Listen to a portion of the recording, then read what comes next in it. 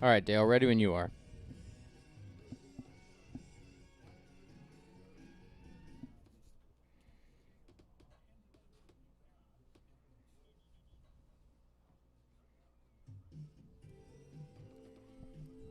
Yes.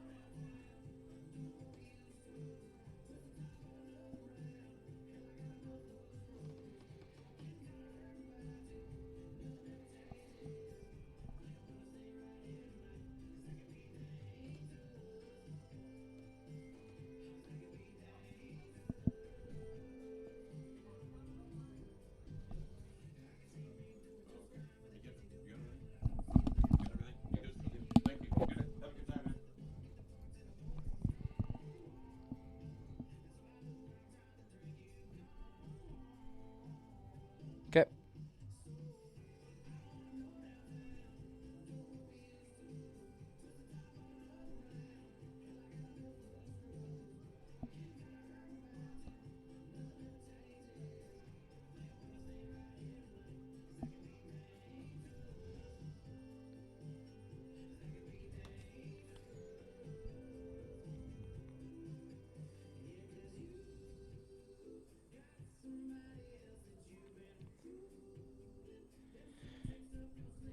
Hello, everyone. Welcome into another edition of Doc Stewart's Baseball on 1490 The Score. If the voice behind your television sounds unlike Joey Kieran, that's because it is not Joey. Carter Stedman today filling in for Joey. Joey is in Sun River today taking a little break from Doc Stewart's Baseball. It's a long season, and the man needs his rest. So we appreciate you guys sticking with me today as we are ready to rock and roll as the Doc Stewarts are ready to take on the Reno Gladiators. The Gladiators making the trip from Nevada to take on the Stewies today here on what is a cloudy day in Roseburg. We did have some rainfall earlier in the morning. It is now cleared up just a bit, so shouldn't be any problems with the weather so far today. We do have a doubleheader on deck, so just hoping that the rain stays off for the next 3 to 4 hours and we are able to play as much baseball as possible. Looking at the lineups for today, we'll run through these here briefly. Looking at the Roseburg Doc Stewart's lineup, batting first, the shortstop Paxton Burke. Batting second, the second baseman Regan Soper. Batting third is third baseman Logan Anderson. Batting fourth, center fielder Christian Corba. Batting fifth, first baseman Danner Wirtz. Batting sixth, the right fielder Fletcher Coleman. Batting seventh, the left fielder Tegan Sprague. Batting eighth, the catcher Amos Bowers. And batting ninth, the DH today, Hayden Thompson. As for the Gladiators, as I mentioned, making the trip up from Reno, this is not a league game for the Docs, so they will play 2 7-inning games today against the Gladiators. Looking at Reno's season, they are 5-3-1 on the year. They have lost their last 2, so looking for a bounce back here today against the Docs. Batting fifth for the Gladiators, center fielder Noah Kiley. Batting second will be the third baseman Michael Dietz. Batting third, the first baseman Caden Fowler. Batting fourth, second baseman Ethan Cook. Batting fifth, left fielder Lucas Tiernan. Batting sixth, the shortstop Logan Custer. Batting seventh for the Gladiators, the right fielder Landon Garrido. Batting eighth, Dylan Kawachi. And then batting ninth for the Gladiators, the DH Spencer Dietz. They also have an extra hitter on their lineup in Caden Molden. On the mound for the Doc Stewarts today will be Ty Hellenthal, the UVC product, spent his freshman year of college this past season at UCC. We saw Hellenthal make his Docs debut just a few days ago, in what was a loss for Hellenthal and the Docs. And then on the mound for Reno will be Landon Phillips. Should be a good one today as the Docs look to get over 500 to round out the month of June. In just a few days, the Docs will be heading up north to Corvallis for the 4th of July tournament and what should be another competitive tourney up there in Corvallis. So we appreciate you guys for getting ready for another edition of Doc Stewart's Baseball here on 1490 The Score. We'll send it to break. As we come back, we will get things ready to go as we are just a few moments away here from the first pitch on 541 Radio and on The Score, 92.3 FM and 1490 AM.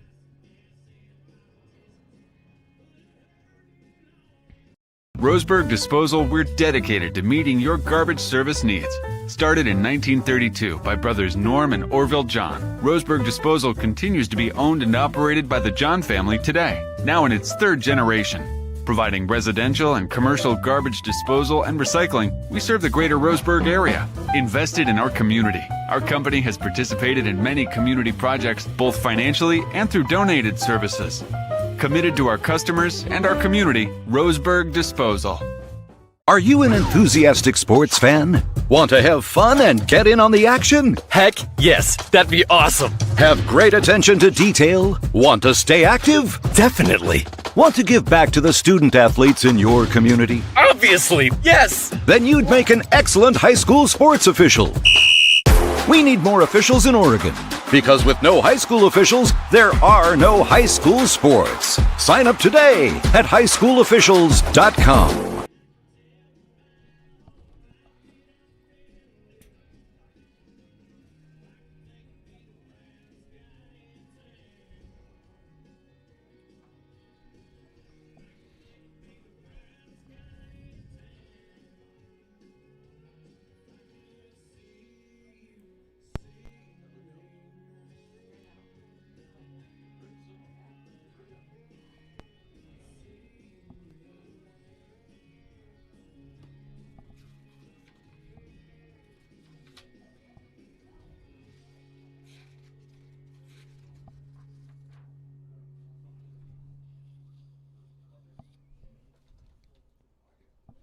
Perfect.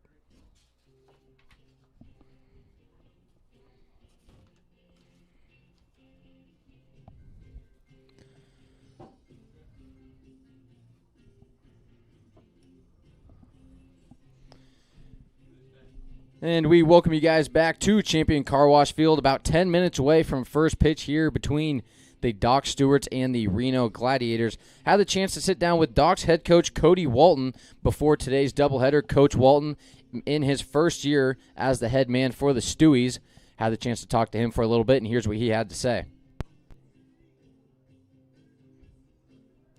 Here with Coach Cody Walton. Cody, doubleheader today, chance to move to over 500 on the month of June. It's been, kind of an up and down opening month. You guys start the season 0-5. You guys bounce back at the Father's Day tournament. What's just kind of the emotions and the thought process as we round out the first month of the season? Yeah, absolutely, man. These guys were excited to get out early on, but it was a team that hadn't played together. Getting to know each other. So now, obviously, getting some reps and getting that practice time in a little bit. These guys are starting to gel a little bit, and so we're cruising in the right direction. And today we got a really good opponent, so it'll be a really good opportunity for us to see some good baseball. As most people know by now, it's a young squad. You guys got pretty much people all the way from incoming freshmen in high school to guys that are entering their second year of college. How do you kind of bring the locker room together when you have such a wide age gap like that? Yeah, and that's a good question. Obviously, you got to lean on those older guys, right? Like Logan, Paxton. We got Regan Soper that's doing a good job. Those guys are having to lead, and so I'm asking them to come out of their shell a little bit and take some of these guys under their wing, and they're doing a good job of that. Obviously, it was tough in the beginning because it's a tall ask. The age group is different there, but they're doing a great job. So proud of both of them. A lot of firsts this year for the Doc Stewarts. Obviously, your first year as the head coach. You have the DCBA, so a new organization kind of looking over things. How have you personally been able to kind of adjust to all the changes that have been made over the last 365 days? Yeah, it's been a lot, man, and we kind of had to hit the ground running. Summer's quick, and so it hit us fast. But really enjoying it. I like the organization.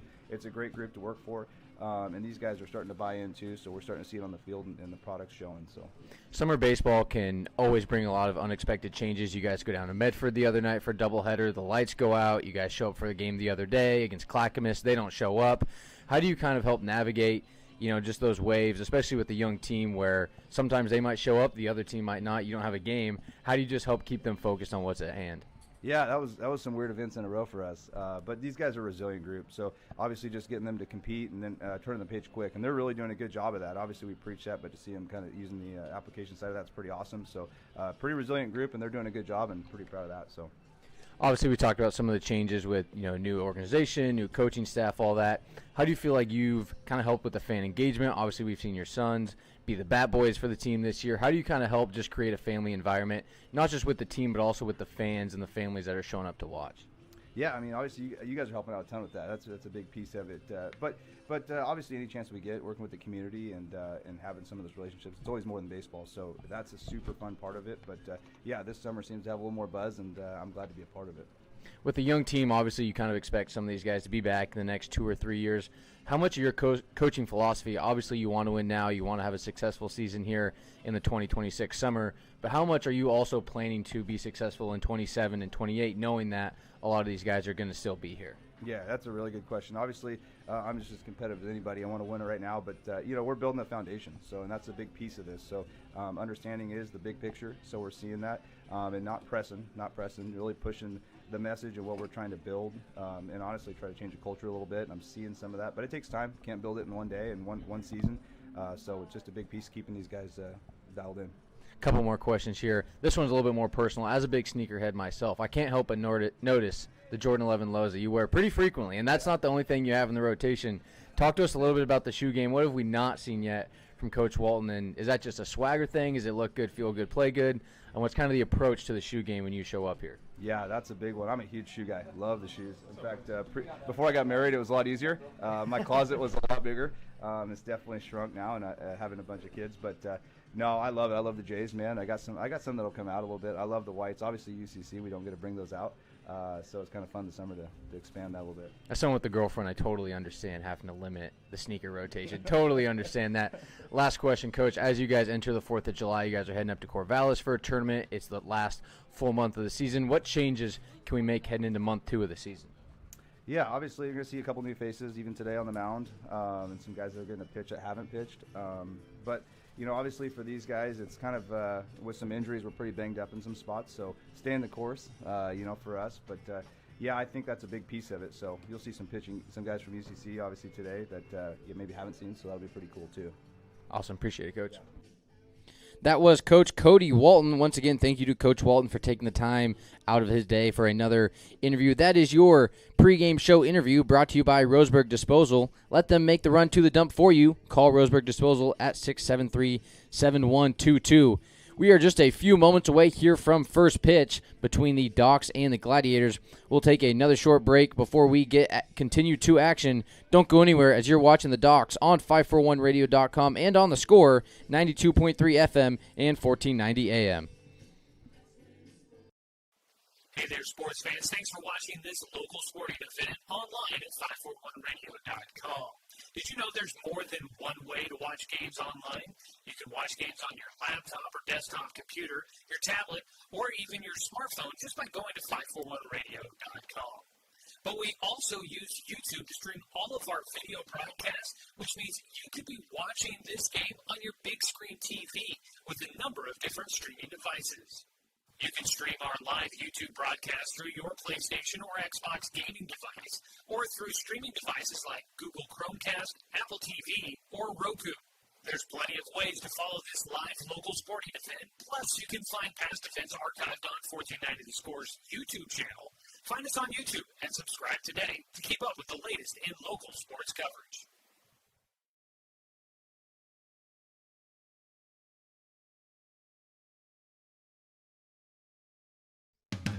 We are Douglas County Farmers Co-op, but we're not just for farmers. We serve all residents of Douglas County because we are Douglas County. Stop by today for everything from a tank of gas to a bite to eat anytime you're hungry. Pick up something for yourself, your home, and those you care for. Celebrating 100 years of service, Douglas County Farmers Co-op. Good people, good products, and good advice. For over 100 years, Douglas County Farmers Co-op has been serving the needs of farmers, ranchers, and homeowners throughout Southern Oregon. Here, everyone is welcome. When you shop with us, you can expect good people, good products, and good advice. No membership needed. Just bring yourself, and we'll provide the expertise and products you need to tackle your next project. Douglas County Farmers Co-op, where everyone is welcome to shop.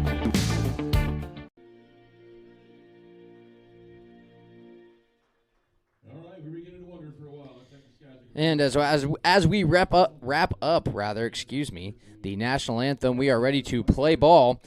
For those just tuning in, had the chance to sit down with Coach Cody Walton as part of our Roseburg Disposal pregame show. Coach Walton walking through the changes that he's had to make in his first year as the Doc Stewart's coach, a new organization under the DCBA, the Douglas County Baseball Association, that is. Coach Walton, a lot of new changes. He's working with an extremely young team. You look at this Doc Stewart's roster, a lot of kids going into only their sophomore or junior year of high school. Only a couple kids on this roster with college baseball experience. One of those kids, Ty Hellenthal, will be the starting pitcher for the Stewies today. So should be interesting to watch how Hellenthal performs on the mound in what is, I believe, his second starting appearance of the season. Rather, Hellenthal wasn't with the team to start the season. However, in the last week, we've seen him be a part of the Docs pitching rotation, and Hellenthal making his second starting appearance on the mound this summer for the Docs. So, as we wrap up our Roseburg Disposal pregame show, today's show brought to you by Roseburg Disposal. Let them make the run to the dump for you. Call Roseburg Disposal at 673-7122. We will go ahead and get into today's starting lineup, starting with the visiting Reno Gladiators. Batting first will be center fielder Noah Kiley. Batting second, third baseman Michael Dietz. Batting third, first baseman Caden Fowler. Batting fourth, the second baseman Ethan Cook. Batting fifth, the left fielder Lucas Tiernan. Batting sixth, the shortstop Logan Custer. Batting seventh, the right fielder Landon Jarito. Batting eighth, the catcher Dylan Kawachi. Batting ninth, the DH Spencer Dietz. And the Gladiators do have a 10th hitter, an extra hitter that is, Cadell Moulton. So we will see who Moulton will be hitting for today in the starting lineup. Today's starting lineup is brought to you by Southern Septic Service. From residential to commercial, Southern Septic Service has your behind covered. Get a free no-obligation estimate today for your septic, grease trap, and portable toilet needs. Visit SouthernSepticServiceInc.com. A little bit of a tongue twister there, but managed to get through it. Now your starting lineup for the Doc Stewarts. Batting first, back in the rotation, shortstop Paxton Burke. Batting second, the second baseman and the Kiwi, Reagan Soper. Batting third, third baseman Logan Anderson. Batting fourth, center fielder Christian Corba. Batting fifth, the first baseman Danner Wirtz. Batting sixth, the right fielder Fletcher Coleman. Batting seventh, left fielder Tegan Sprague. Batting eighth, the catcher Amos Bowers. And the DH for the Stewies today, Hayden Thompson. So first pitch from Hellenthal, up and out of the zone for ball one. Hellenthal in his second start of the summer finds the zone on the second pitch for strike one as the count moves now to 1-1.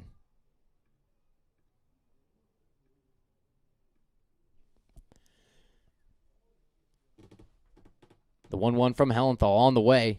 That pitch fouled off by Noah Kiley as Kiley continues to battle, and the count now moves to 1-2.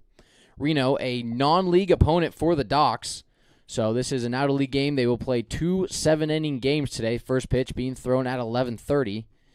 Second game expected to start around 1:15 to 1:30, depending on how long the first game lasts.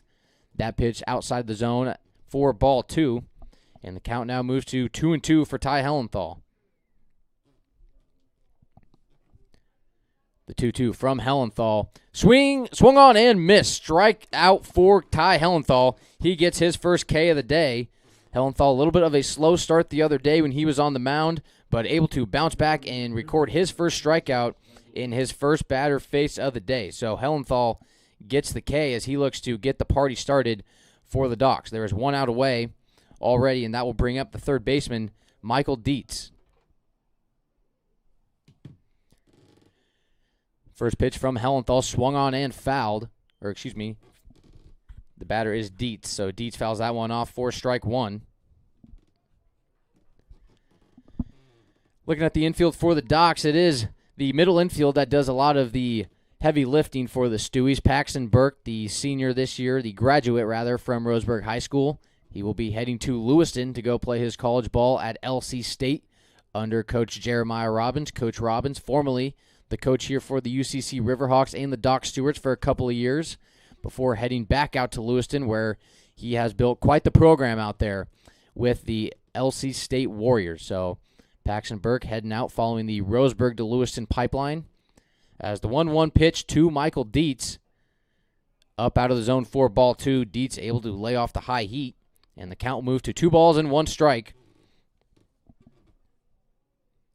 The Reno Gladiators making the long drive up here to Douglas County, not exactly down the road, and that's kind of what you get with these out-of-league games. Get guys from all over the places. That one's popped up into shallow center. Looks like Paxton Burke calling people off, and Paxton able to make the catch.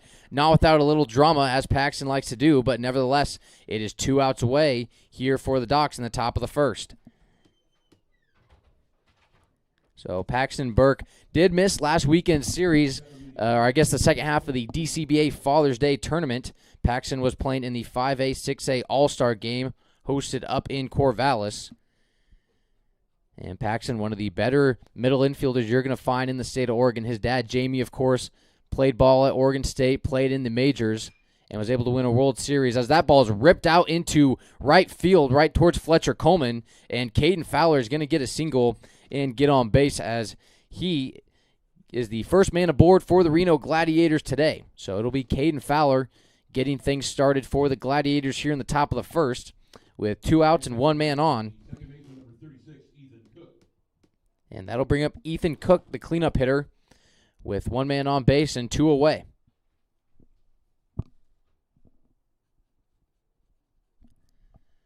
Hellenthal looks over at Fowler and now delivers to Cook.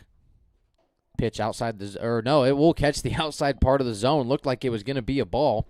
Home plate umpire calls it a strike as the first pitch from Hellenthal catches part of the plate for strike 1.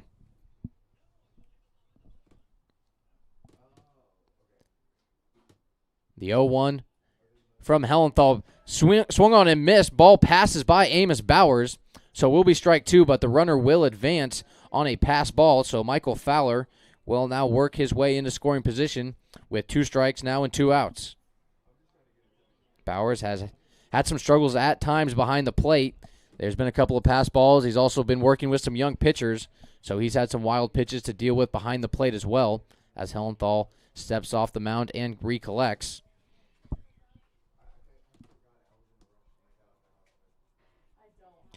No balls, 2 strikes, 2 outs. Runner on second here in the top of the first inning. That pitch swung on and missed. Hellenthal gets his second K, and it is 0-0 after the top of 1. Ty Hellenthal, an impressive outing nonetheless, able to get 2 strikeouts, only 1 hit here in the top of the first. So Docs able to get out of the first inning without any damage. We will step aside here as you're watching Docs Baseball on 541radio.com and on the Score, 92.3 FM and 1490 AM.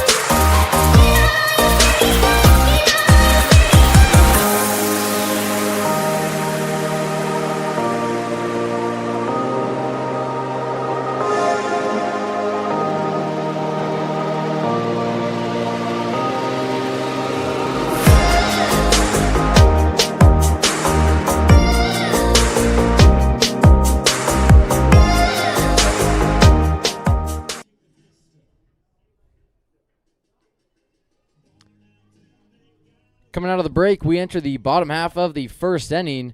It was the Ty Hellenthal on the mound, able to have a very strong start to the game. Hellenthal recording 2 strikeouts, only giving up 1 hit in the top of the first. No runs scored, and only 1 hit allowed. So Hellenthal, the UVC product, now playing his college ball at Umpqua Community College, able to find some momentum early in this game. On the mound now for the Reno Gladiators will be pitcher Landon Phillips. Phillips will be on the mound today for the Gladiators. This Reno team, a little bit difficult to find some information on them. Obviously, they're an out-of-state club. They are not a Legion team, so you're pretty much at that point relying on the Game Changer app for all the information you're going to get. A special shout-out to the Reno coaching staff as well. Very willing to help out the broadcast and get all the roster information that we need. So starting things off now for the Stewies will be Paxton Burke. Paxton, the switch hitter, I do believe, will be batting left-handed today against Phillips. And first pitch out of the zone for ball one. Paxton, we don't have the exact numbers on how often he swings at first pitches, but it is a very, very high percentage, I will tell you that. Not very often are you going to see Paxton not swinging at first pitch strikes. Paxton does lay off the first two pitches, though, as the count now moves to 2-0. Paxton, a thorn in the side in the batter's box. He gets on base quite a bit, and with the speed that he has, not a guy you want in scoring position. The 2-0 from Phillips, hit down the third baseline. It gets past the third baseman. That is Michael Dietz. Paxton rounds first. He's going to head for second, and he will get there with plenty of time to spare. Paxton Burke gets the party started for the Stewies with a double, and there is already a man in scoring position for the Docs. So right on cue, Paxton Burke with the base knock makes his way to second base, and already a man in scoring position for the Docs. And that'll bring up the fan favorite Regan Soper. Soper, a freshman at Umpqua Community College this past year, a foreign exchange student from New Zealand. Soper takes a lot of pride in being a Kiwi, not a fan of people claiming for him to be an Australian. He is very, very protective of his native land of New Zealand.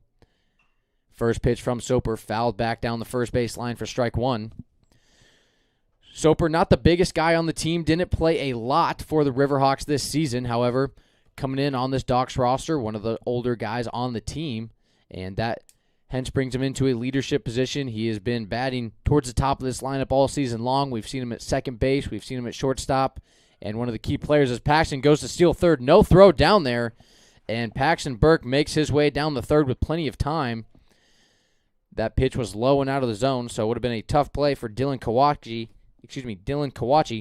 to make the throw down there towards the third base side.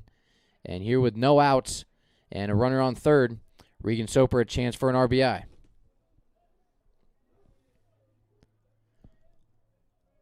Phillips delivers the 1-1 on the way. Swung on and popped up middle infield.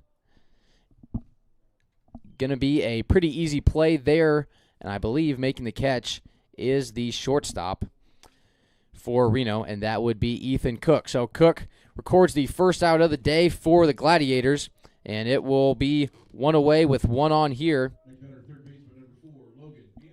in the bottom of the first. That'll bring up Logan Anderson, batting third in today's lineup, the third baseman out of UVC. Logan played his college ball this past season at SWAC. This is his fourth year playing for the Docs, so he is officially the longest tenured player on this roster, entering his fourth year of summer baseball with the Stewies. Looking up and down this Legion baseball, or excuse me, just this baseball roster, rather, for the Docs. No one else with more than 3 years of experience, and that would only be Paxton Burke. Everyone else only 2 years or less with the team. So Logan Anderson, his veteran presence, has come up big time and time again for the Stewies this season. Anderson takes the first pitch for strike one. So 1 ball, 1 strike, 1 out here in the bottom of the first. The 1-1 from Phillips. That ball hit up the middle. It's going to get through. Oh, no, excuse me. No, it will not. Heads up play by the shortstop. Anderson goes sliding into first. He will be thrown out, but not before a run scores. That will be Paxton Burke heading in from third, and the Docs strike first, and they take a 1-0 lead with an RBI ground out from Logan Anderson.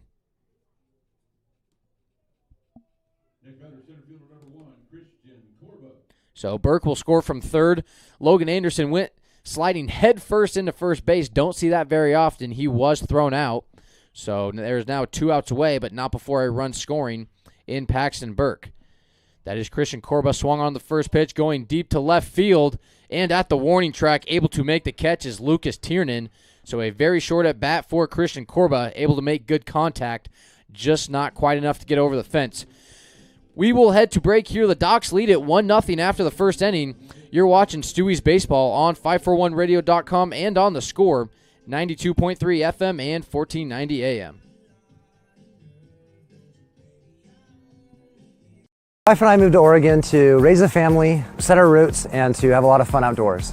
We quickly realized that we needed a truck or a rig for the projects that we were doing in the backyard. When we were looking to find a place to finance our truck, we asked our patients, and everyone recommended Cascade Community Credit Union. It was so easy to work with Cascade. Everything was done via email, phone, and we didn't even need to go in. I can't wait to finish up the projects in the backyard, go on more adventures in our truck with our boys, and I look forward to working with Cascade again in the future. Successful companies have a very important secret. Good advertising works and makes them money. That's why your business should contact Lotus Media Group.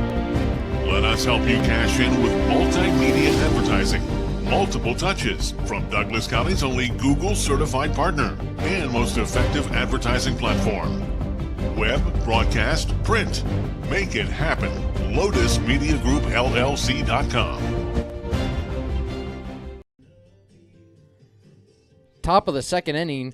Today's game brought to you by Barnes Heating and Cooling, your complete energy company. Visit barnesheatingandcooling.com or call 541-459-1545. Getting things started for us here in the top of two will be Lucas Tiernan, batting fifth today for the Gladiators. He will face off against Ty Hellenthal. Hellenthal already has recorded 2 strikeouts today. There will be 2 games played today, both 7-inning contests, and Hellenthal gets the call for the first game as his pitch to Tiernan outside the zone for ball 1. For those watching on YouTube, the updates on the scorebook have been a little delayed. I put the hand up accountability for that. Carter Stedman here by myself in the booth, filling in for the great Joey Kieran. Joey on vacation in Sun River. So as Joey enjoys his time off, filling in for him here at Champion Car Wash Field. No place you would rather be. 2 balls, no strikes now to Tiernan.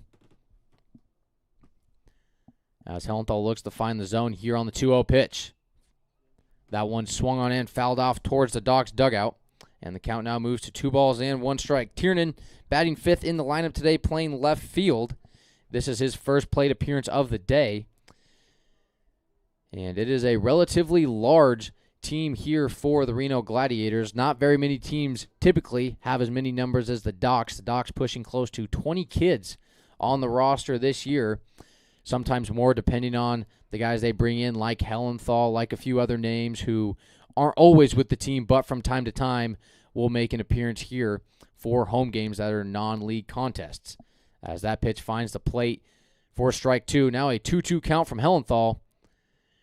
Tries to get Tiernan with the high heat. Tiernan able to lay off, and the count now moves to full. So Tiernan trying to work a walk here to open things up in the top of the second, and Hellenthal looks to keep the momentum going on the bump. The payoff pitch on the way, popped up high in the air.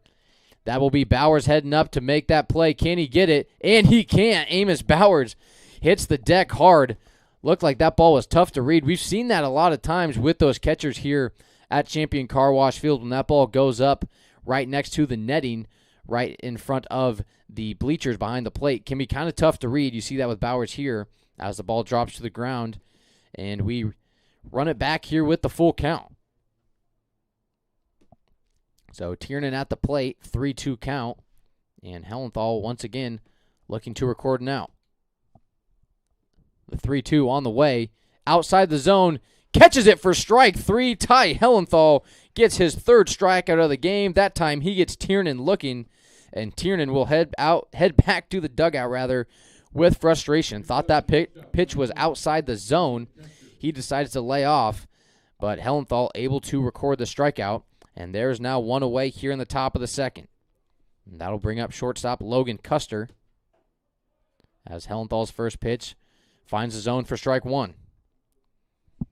So Hellenthal this season, this is only his 2nd start of the year. He was not with the team for the first couple weeks.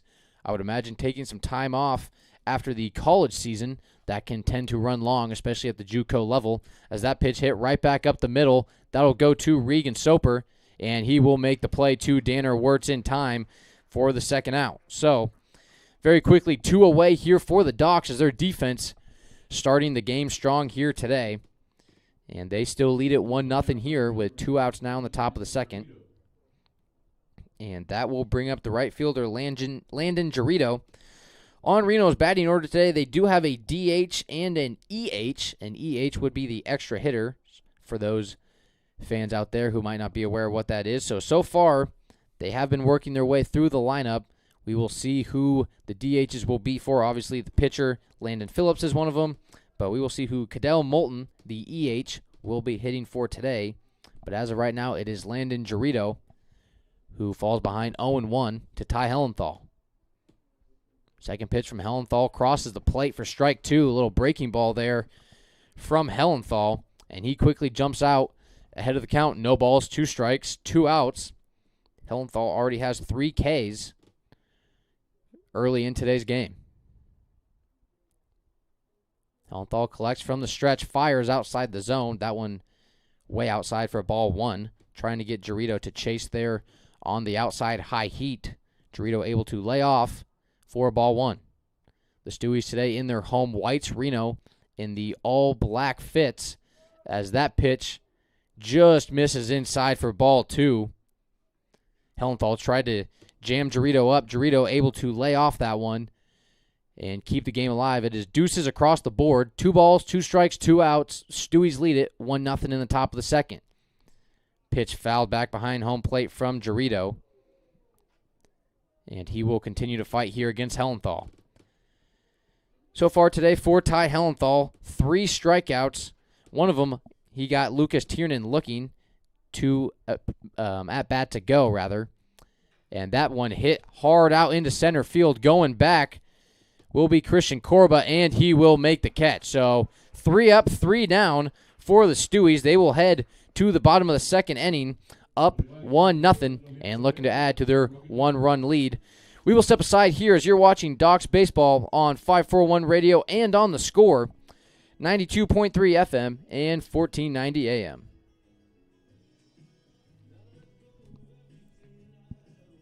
My wife and I moved to Oregon to raise a family, set our roots, and to have a lot of fun outdoors. We quickly realized that we needed a truck or a rig for the projects that we were doing in the backyard. When we were looking to find a place to finance our truck, we asked our patients, and everyone recommended Cascade Community Credit Union. It was so easy to work with Cascade. Everything was done via email, phone, and we didn't even need to go in. I can't wait to finish up the projects in the backyard, go on more adventures in our truck with our boys, and I look forward to working with Cascade again in the future. Successful companies have a very important secret. Good advertising works and makes them money. That's why your business should contact Lotus Media Group. Let us help you cash in with multimedia advertising. Multiple touches from Douglas County's only Google certified partner and most effective advertising platform. Web, broadcast, print. Make it happen. LotusMediaGroupLLC.com. We welcome you guys back to Champion Car Wash Field here in the bottom of the second. The Docs lead at 1-0 thanks to a single, or rather a double from Paxton Burke. Burke then stole third and was brought in thanks to an RBI ground out from Logan Anderson. And that was about all the action we've had offensively. On the other side of things, it has been Ty Hellenthal leading the way for the Docs defensively. Hellenthal, 3 strikeouts through 2 innings and no earned runs. And as we look to start things here in the bottom half of the second inning, it'll be Danner Wirtz up to the plate. Danner has been very active at the plate in the past week or so. A little bit of a shaky start to the season for Danner, but since then has been able to find his groove at the plate.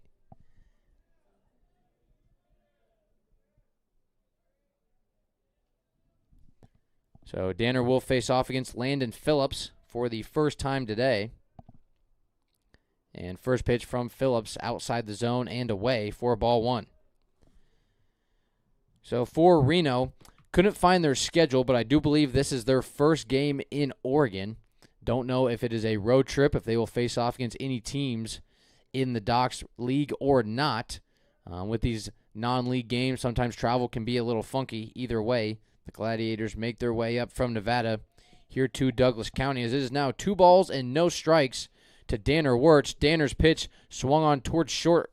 Able to take care of things over there is Logan Custer to make the routine play. So 1 away here for the Docs, and that will bring up right fielder Fletcher Coleman as Danner heads back to the dugout after the ground out. Fletcher, one of the tougher guys in this Stewie's batting lineup. He has worked his fair share of walks. He's also been very active with the bat. just a few weeks ago, nearly had a home run out to right field. However, that ball just carried to the right of the foul pole out there in right field, and that was a foul ball, but one of the harder hit balls we've seen this season here at Champion Car Wash Field. Fletcher, the class of 2027, so he'll be entering his senior year as he takes a hard swing and miss for strike one. Fletcher's older brother, James Coleman, good friend of mine, and class of 2023. James played baseball at Roseburg High, a part of some really, really good teams that the Indians have had in the past couple years. And Fletcher looking to continue the Coleman legacy here for Roseburg baseball. Fletcher able to lay off that pitch from Phillips, and the count now moves to 2-1. Pitch, that one hit hard up the middle. That one right back at Phillips, and he will run it over and toss it to Caden Fowler for the second out of the inning.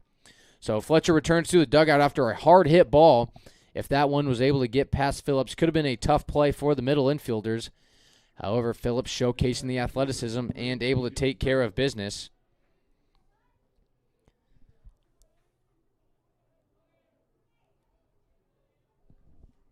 So Logan Phillips able to record the second out of the inning so far, and that will bring up Tegan Sprague, batting seventh in today's lineup for the Stewies. Sprague check swing, doesn't go, but pitch is in there for strike one.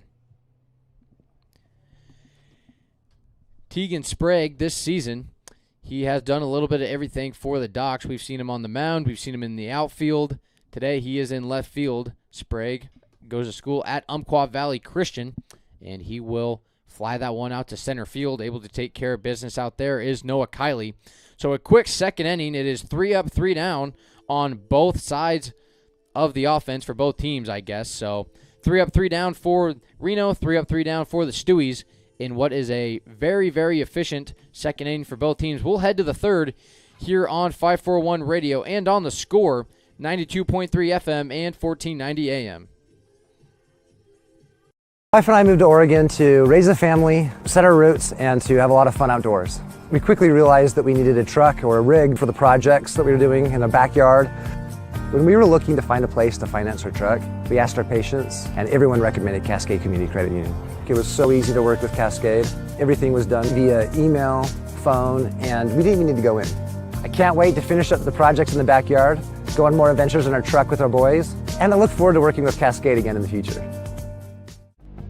Successful companies have a very important secret. Good advertising works and makes them money. That's why your business should contact Lotus Media Group. Let us help you cash in with multimedia advertising. Multiple touches from Douglas County's only Google certified partner and most effective advertising platform. Web, broadcast, print. Make it happen. LotusMediaGroupLLC.com.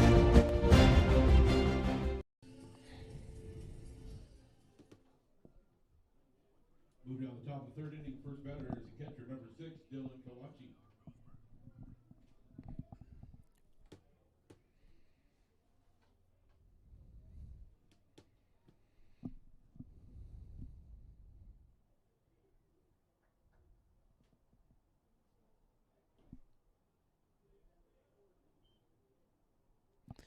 And after our station identification, it'll be Dylan Kawachi at the plate now for Reno. He takes the first pitch for ball one from Ty Hellenthal. Hellenthal, a very impressive showing so far today as that ball's hit towards third, towards Logan Anderson, and Logan's able to take care of business over there down the third base side. So a quick out here for the Docs in the top of the third, and it'll be Dylan Kawachi who records the first out of the inning for the Reno Gladiators. And that'll bring up Spencer Dietz. Dietz DHing today, batting ninth in the lineup for Reno. And Hellenthal continues his impressive day so far, as that one's hit towards third once again, this time foul. And Dietz will record the first strike of the at-bat as he falls behind 0-1 here with 1 out away in the top of the third inning. So a relatively defensive performance from both teams. According to my stats, only one hit so far or rather 2 hits total, 1 hit for each team, as Dietz flies out towards left, and able to take care of business out there in left field is Tegan Sprague. So now 2 outs away here in the top of the third.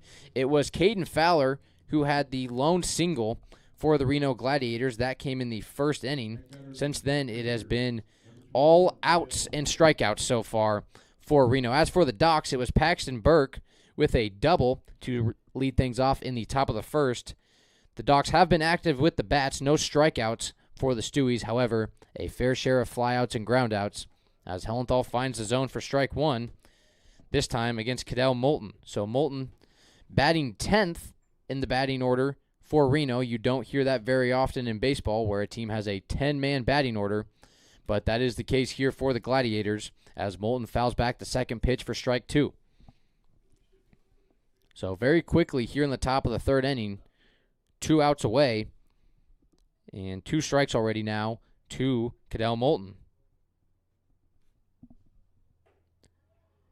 That pitch outside the zone for ball 1. Hellenthal tried to get Moulton to chase outside, and Cadell Moulton able to lay off the pitch there from Hellenthal. Hellenthal, another leader on this Docs team. We've called out a few of the veterans on this squad as Hellenthal gets the swing and miss from Moulton with the high heat. Hellenthal, his 4th strikeout of the game so far, and there's no way that half inning lasted more than maybe 4 minutes as the Docs retire the side for the second consecutive inning. They get Moulton down on strikes, and that is 3 up, 3 down once again as this Docs defense continues to impress. We'll take a short step aside here before we enter the bottom of the third here on 541radio.com and on the Score, 92.3 FM and 1490 AM. My wife and I moved to Oregon to raise a family, set our roots, and to have a lot of fun outdoors. We quickly realized that we needed a truck or a rig for the projects that we were doing in the backyard. When we were looking to find a place to finance our truck, we asked our patients, and everyone recommended Cascade Community Credit Union. It was so easy to work with Cascade. Everything was done via email, phone, and we didn't even need to go in. I can't wait to finish up the projects in the backyard, go on more adventures in our truck with our boys, and I look forward to working with Cascade again in the future. Successful companies have a very important secret. Good advertising works and makes them money. That's why your business should contact Lotus Media Group. Let us help you cash in with multimedia advertising. Multiple touches from Douglas County's only Google certified partner and most effective advertising platform. Web, broadcast, print. Make it happen. LotusMediaGroupLLC.com. The catcher number 11, Amos Bowers. We welcome you guys back here to Champion Car Wash Field. Getting things started for us in the bottom of the third inning will be catcher Amos Bowers. It'll be 8-9-1 due for the Stewies. It'll be Amos Bowers, Hayden Thompson, and Paxton Burke as we will flip things over to the top of the lineup for the first time today. As Bowers looks like that pitch caught him on the elbow. Bowers will sprint his way down to first. Initially looked like just an inside pitch that Bowers was able to lay off. However, that one catches him on the elbow, and Bowers will get the pinch runner Quinn Gaylor, the youngster out of Sutherland, will come in for pinch running duties. So Bowers will head back to the dugout, and Gaylor will head to first. So a hit by pitch now for Landon Phillips, his first one of the day. And now a runner on here with no outs in the bottom of the third for the Docs. And that will bring up Hayden Thompson, not a name we've heard a lot of this year. Thompson out of Bandon High School, class of 2026, so the recent graduate. Congratulations to him. Making his way over from the coast. Not exactly a short drive over here to Roseburg as Phillips fires over to first to check on Quinn Gaylor. So no balls, 1 strike. Here to Hayden Thompson, the DH in today's contest. As Phillips fires over again to go check on Gaylor. Gaylor has some speed. We've seen him get thrown out on the bases once or twice this year. We've also seen him steal a couple, and he's out there for a reason. And so Phillips trying to do his job and pick off Gaylor over at first. Phillips nods his head and fires. Bunt shown by Hayden Thompson. A very nice bunt will get down. The third baseman unable to pick it up. And a beautiful bunt laid down by the DH, Hayden Thompson. And very quickly here in the bottom of the third inning. Runners on first and second for the Docs. It was a beautiful bunt laid down by Thompson. Awkward spot between the catcher, pitcher, and third baseman. It was third baseman Michael Dietz trying to come up with the barehanded play. Dietz unable to do so. I would imagine the surface out there a little wet here between the rain and the turf surface here at Champion Car Wash Field. So Thompson gets the bunt. He makes his way to first, and Gaylor is able to make his way into scoring position for Paxton Burke here with no outs. Burke takes strike one. Very rarely will you see that as the rain starts to come down here in Roseburg. We saw it earlier this morning, about an hour or two before the first pitch, and now it has made its way back here in the third inning. So we will see how much longer we keep playing ball. It does look like it's coming down pretty hard out there, as Paxton able to lay off that pitch for ball one. For those tuning in on YouTube, the camera duties and score bug updates have been a little slow. I apologize for that. Filling in for Joey Keyran today, so appreciate you guys sticking with me for my Docs debut. Paxton swung on and fouls it off. Back behind the catcher for strike two, as Paxton now falls behind 1-2. So runners on first and second, no outs. Top of the order for the Docs. Great opportunity to add to their one-run lead, rather. And Landon Phillips finds himself in a jam here in the bottom of the third. The 1-2. Low out of the zone. Good job by Paxton. They're able to lay off as the count is now even. 2 balls, 2 strikes.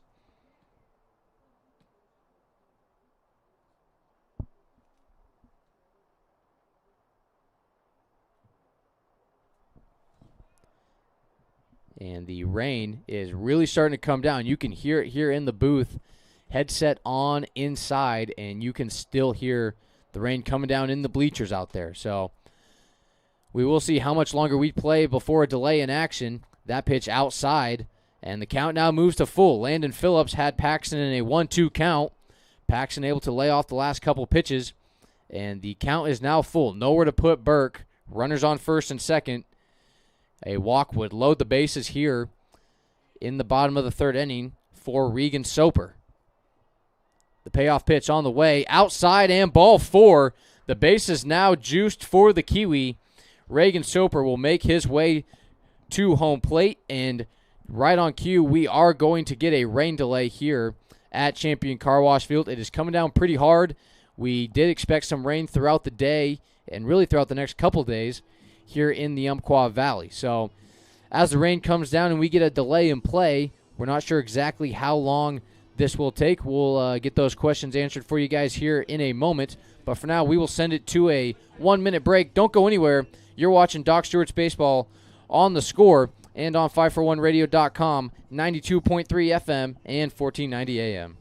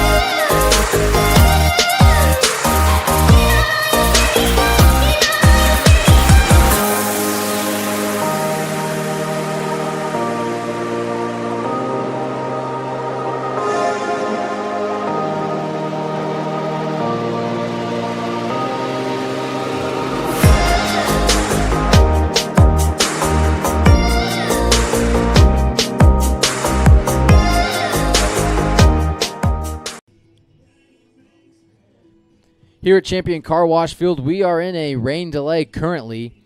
The rain has started to come down hard here in the past 10 to 20 minutes. At about 8, 9 o'clock this morning, we did have some heavy rainfall like it's doing right now. Then around first pitch, the rain did go away just in time for the game. And here in the bottom of the third inning, it has come back. A little recap so far. The Docs scored their first run in the first inning. It was Paxton Burke who had the double, stole third, and then was brought in with an RBI ground out from Logan Anderson. The Docs, only one hit on the day so far. In this inning, they do have the bases loaded currently, thanks to a hit by pitch by Amos Bowers, a bunt laid down from Hayden Thompson, where Thompson was able to advance to first safely. It was Quinn Gaylor who came in for pinch running duties for Bowers. So it was Gaylor on second, Thompson on first, and Paxton Burke, the leadoff man for the Stewies, in his second plate appearance of the day, able to make his way back from a 1-2 count and work a walk for the bases loaded. So when we return to action, it will be Regan Soper at the plate taking on what I would assume would be Landon Phillips with the bases juiced and no outs. Not an ideal position for the Reno Gladiators. Looking at their offense today, Reno only one hit recorded so far. That was Caden Fowler, the third batter in the first inning. Fowler was able to get a single. However, it was followed by an Ethan Cook strikeout that ended the inning in the first. Since then, it has been one strikeout, two strikeouts, 2 groundouts, and 2 flyouts for the Reno offense. So they have had a tough time dealing against Ty Hellenthal, who now has 4 strikeouts on the day in 3 innings. So a very efficient day for Hellenthal on the mound. And so far, it has been a very impressive showing from the Docs defense. And now when we return to action, a chance for their offense to get going. As it does look like the rain has died off a little bit, we will look to hear when we return to action here in a second. But for now, you guys are stuck with me, Carter Stedman, filling in for Joey Kieran today. And you will hear my voice a few more times throughout the summer, whether that's fortunately or unfortunately, depending on how you guys want to look at it. But we appreciate you guys sticking with us. We will go ahead and send it to another 2-minute commercial break here as we look to figure out when we might return to action. Don't go anywhere as you're watching Docs Baseball on 541radio.com and on The Score, 92.3 FM and 1490 AM. Social Security allows you the freedom to take stock of what's important and build lasting bonds. We share your goals. Trust Palm Wealth Management to consolidate your investments and generate income for those who need you most. Call Palm Wealth Management today.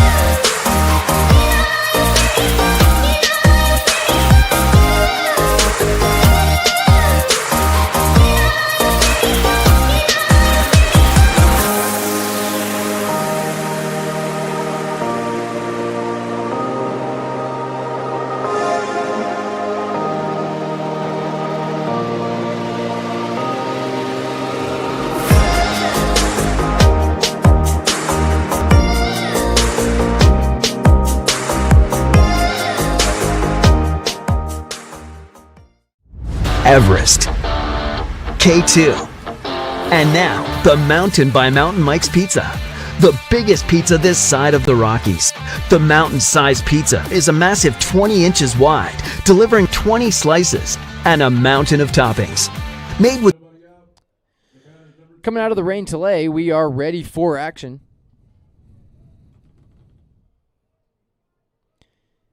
Welcome you guys back here out of the rain delay. Bottom of the third inning, bases loaded for Reagan Soper, a.k.a. Kiwi. It is Reagan's second plate appearance of the day. In his first at-bat, he flew out into the shallow outfield. So Reagan 0 for 1 on the day, but a chance for an RBI opportunity here. Bases loaded. Soper lays off the first pitch for ball 1. And it is Landon Phillips still on the mound, looking to work his way out of a jam as that ball hit up the middle right towards shortstop.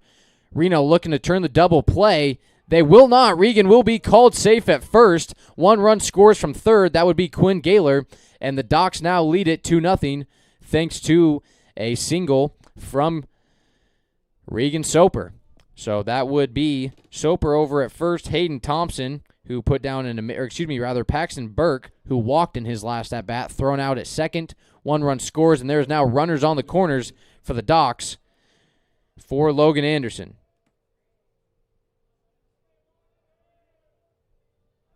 So it was the fielder's choice that was able to get Burke out at second. So now one away, runners on the corners, and the Docs lead it 2-0.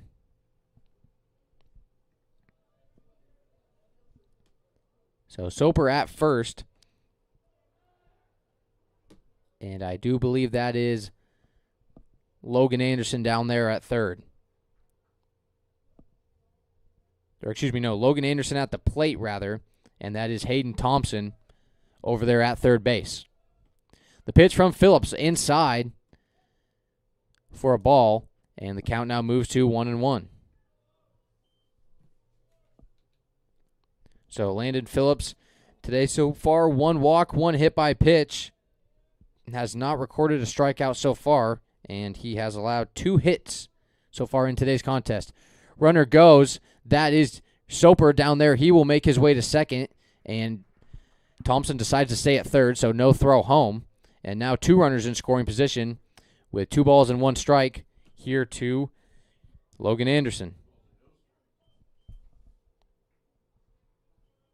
Or excuse me, 2 balls, no strikes. I do believe just a moment ago the home plate umpire said 1 ball, 1 strike. Could have been bad eyes here from the box. Either way, a 2-0 count to Logan Anderson. 2 runners in scoring position for the Docs here in the bottom of the third. Only 1 away. Pitch from Phillips at the head of Anderson. Anderson able to duck out of trouble, and the count now moves to 3-0.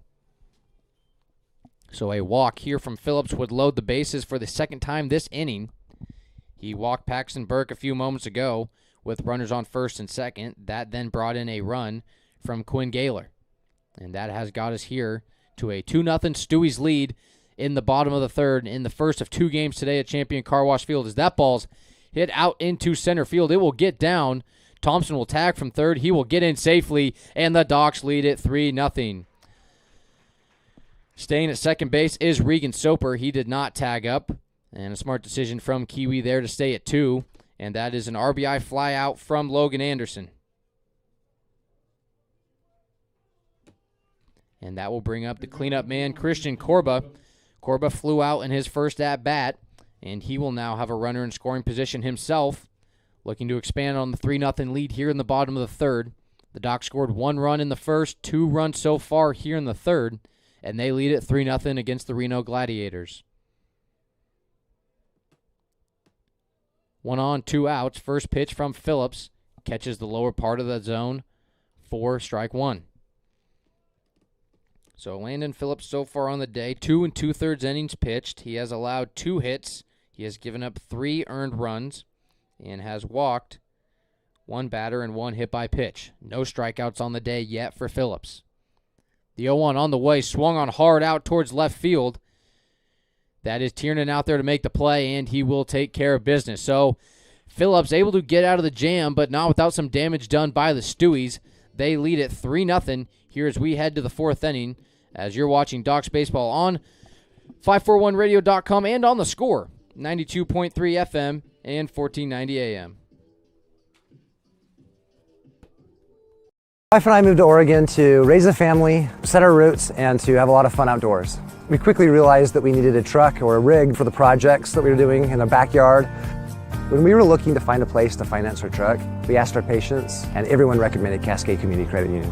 It was so easy to work with Cascade. Everything was done via email, phone, and we didn't even need to go in. I can't wait to finish up the projects in the backyard, go on more adventures in our truck with our boys, and I look forward to working with Cascade again in the future.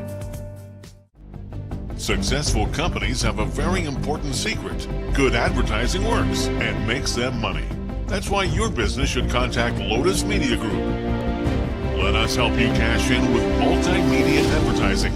Multiple touches from Douglas County's only Google certified partner and most effective advertising platform. Web, broadcast, print. Make it happen. LotusMediaGroupLLC.com. And coming out of the break here in the 4th inning at Champion Car Wash Field, the Docs lead it 3-0 after putting up 2 runs on Landon Phillips and the Reno Gladiators in the bottom of the 3rd inning. Today's game brought to you by Flyaway Travel. Contact the travel experts at Travel Leader Flyaway Travel and make sure you have an agent in your corner. Call 541-672-5701. So any summer vacation you might need, Flyaway Travel, those are your people. Here in the top of the fourth inning, Ty Hellenthal back to business. Will roll the first one across home plate for ball one. Hellenthal so far today, 4 strikeouts on the day for the young man out of UVC who just spent his freshman year of college at Southwestern Oregon Community College. And Hellenthal will face off here against the top of the order in Noah Kiley, as Kiley's able to get a base knock out to right field. And that will be the second hit of the day for the Reno Gladiators. So far, they'd only had 1 hit in today's contest. They get their second one there from Kiley at the top of the order. And that will bring up Michael Dietz with 1 runner on and no outs here in the fourth. So a little announcer's jinx there talking about the day Hellenthal has had. He then gives up a hit out to right field at the hands of Noah Kiley. So Kiley at first, as that one's ripped out and foul back behind home plate for strike one. So Hellenthal, one of the better pitchers in the state during his time at UVC. I do believe he was named 1A, 2A pitcher of the year, according to Joey Kieran and some of the research that I remember him doing. So Hellenthal, one of the better pitchers in all of the smaller schools in Oregon. He then took the JUCO route, spent his freshman year at SWAC, where I do believe he plans on returning for this season. That pitch popped up high out into the shallow outfield. Making a sprint at it is the center fielder, and that would be Christian Corba, who came barreling in from center field. Looked like Regan Soper might have had a play on it, but Corba is able to take care of business, and Dietz flies out to center field for the first out of the half inning. That'll bring up Caden Fowler, the first baseman, making his second appearance of the day. Until that single from Noah Kiley, Fowler had the only hit of the day for the Gladiators. As Hellenthal fires over to try and pick off Kiley, Kiley stays at first. As Reno tries to work a man into scoring position here in the bottom of the fourth inning, or excuse me, the top of the fourth inning, rather. And the pitch to Fowler is popped up into right field. That ball might get down, and able to make a very impressive catch out there, Fletcher Coleman. And now there is 2 outs away after Coleman went sprinting after that ball. It looked like it might have been able to get right in the gap between Corba and Coleman. If that ball gets down, that's an easy extra base hit, and Kiley might have been able to make his way to third, if not home, for a run. But Coleman showing off the wheels there for the second out of the inning. Kiley had to sprint all the way. He was practically at second base, had to make his way all the way back to first in order to avoid being thrown out. So Kiley stays at first. Fowler flies out to right field, and that'll bring up the cleanup man, Ethan Cook, who struck out in his first at-bat of the day. Cook fouls that one up into foul territory. Or, excuse me, that ball might be fair. Making his way over there and making the catch is Tegan Sprague. I thought that ball was foul. It ends up staying in play, and Tegan Sprague able to make the catch up there. So what could have been trouble for the Docs, they're able to avoid it relatively easily as Noah Kiley records the only hit of the inning, and followed by Kiley's single was 3 flyouts at the hands of Dietz, Fowler, and Cook. So the Docs get out of it with no earned runs allowed. They still lead at 3-0. When we come out of the break, the Docs will look to add to their 3-0 lead here on 541radio.com and on the Score, 92.3 FM and 1490 AM.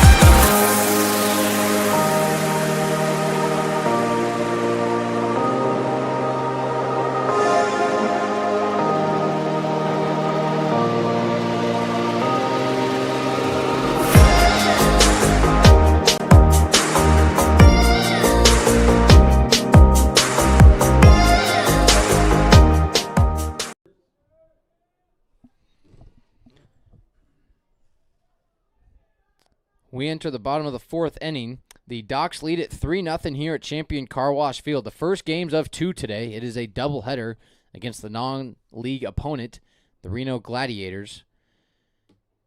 First pitch from Landon Phillips, low out of the zone for ball 1.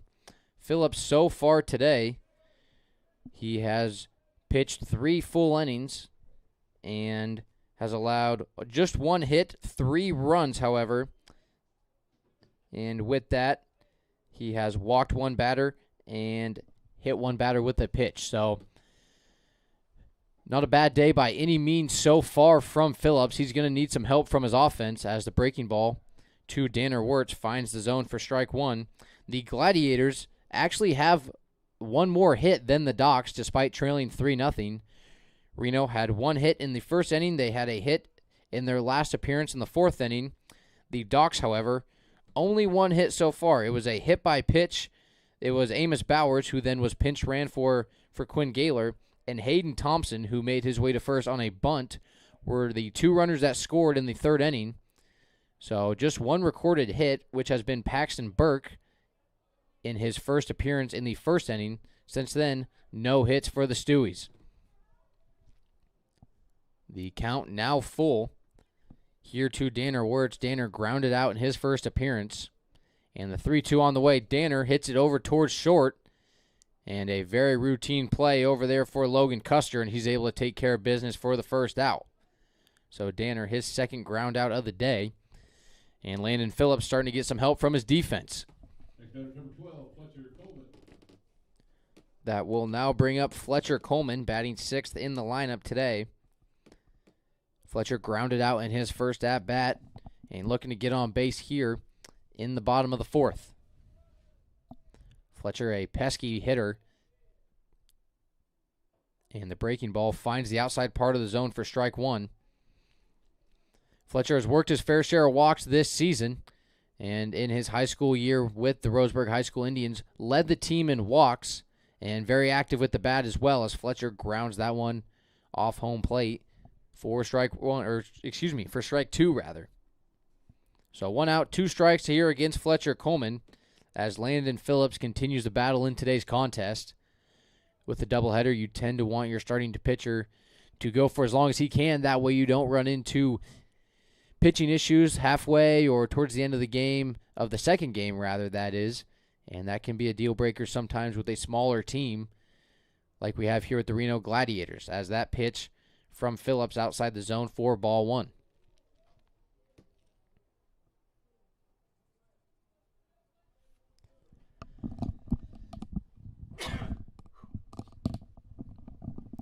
The 1-2 on the way from Phillips, outside part of the plate, and that will be a ball. So Fletcher continues the battle here, 2-2 count.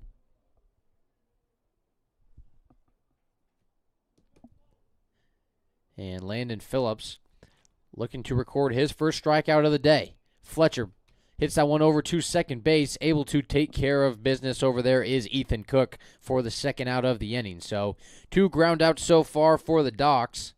And that will bring up Tegan Sprague, who flew out in his first plate appearance of the day.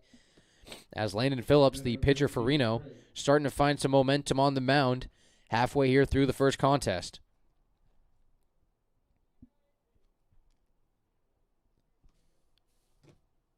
So Phillips, not a bad day at all. Like I said, he has only allowed 1 hit, despite Reno trailing 3-0 in this game. The Docs have been active with the bats, no strikeouts, but a lot of groundouts and flyouts, as we might get another one here. And able to make the play over there at third is Michael Dietz. He will throw out Tegan Sprague over at first. And that is 3 up, 3 down for Landon Phillips and the Reno defense. They'll look to get back in this one here at the top of the 5th inning, as the Docs lead at 3-0 here on 541radio.com and on the Score, 92.3 FM and 1490 AM. My wife and I moved to Oregon to raise a family, set our roots, and to have a lot of fun outdoors. We quickly realized that we needed a truck or a rig for the projects that we were doing in the backyard. When we were looking to find a place to finance our truck, we asked our patients, and everyone recommended Cascade Community Credit Union. It was so easy to work with Cascade. Everything was done via email, phone, and we didn't even need to go in. I can't wait to finish up the projects in the backyard go on more adventures in our truck with our boys, and I look forward to working with Cascade again in the future. Successful companies have a very important secret. Good advertising works and makes them money. That's why your business should contact Lotus Media Group. Let us help you cash in with multimedia advertising. Multiple touches from Douglas County's only Google certified partner and most effective advertising platform. Web, broadcast, print. Make it happen. LotusMediaGroupLLC.com.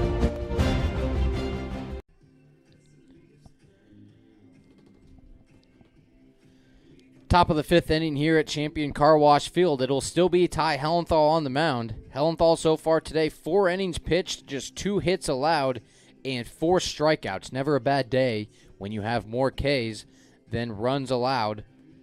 Or 2 hits rather, and only 2 runs. Or can't talk, 2 hits, no runs allowed by Ty Hellenthal. He has 4 strikeouts. So, as I was saying, never a bad day when you have more strikeouts than hits allowed as a pitcher. So the Docs lead it 3-0 here in the top of the fifth. Getting things started for Reno, it will be Lucas Tiernan.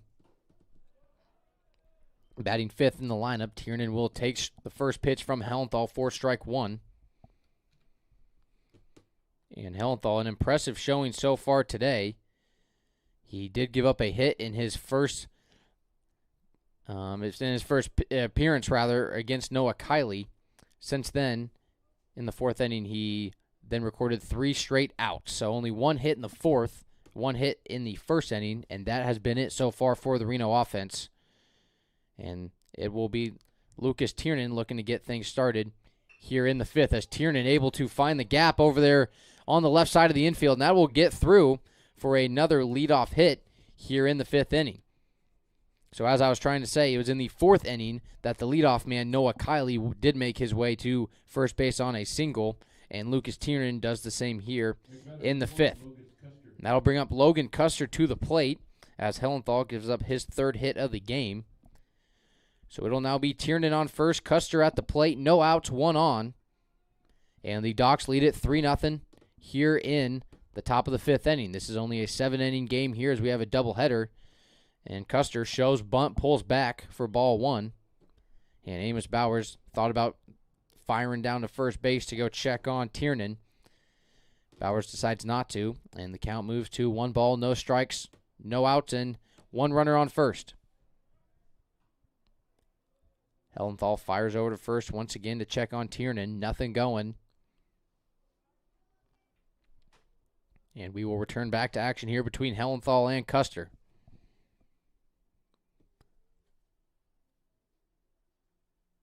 Pitch on the way. Bowers does fire over to first. And Danner tries to put down the tag over there on Tiernan. Tiernan able to get back to first in time. So 2 balls, no strikes. And Lucas Tiernan, the speedster, giving the Docs defense some fits here in the fifth inning. Hellenthal collects. The 2-0 pitch to Custer. Popped up high and foul. That ball will be out of play for strike 1. So now 2 balls, 1 strike. Tiernan did take off for second on that play. He will return to first following the foul ball. And you would now expect Ty Hellenthal to maybe try and pick off Tiernan once again over at first, as he now has shown his cards that he's going to try and steal second. That one popped up once again from Custer, fouled off for strike 2. So Hellenthal able to get 2 foul balls here out of Custer. That's what you want when you have a man trying to steal a base, as obviously it limits him from stealing second. And now it's a 2-2 count here for Ty Hellenthal. The 2-2 on the way. Runner goes. Bowers hesitates for a moment. Paxton tries to get down the tag, and Tiernan gets there in time. So that is a stolen base for Lucas Tiernan. He's now in scoring position. And a full count for Logan Custer. So that pitch high and up and out of the zone. If Bowers didn't hesitate on that ball, it looked like he didn't fully have the baseball in his hand. Might have been able to get Tiernan down at second. But Bowers had to hesitate for a split second, and that allowed Tiernan to get into second with time.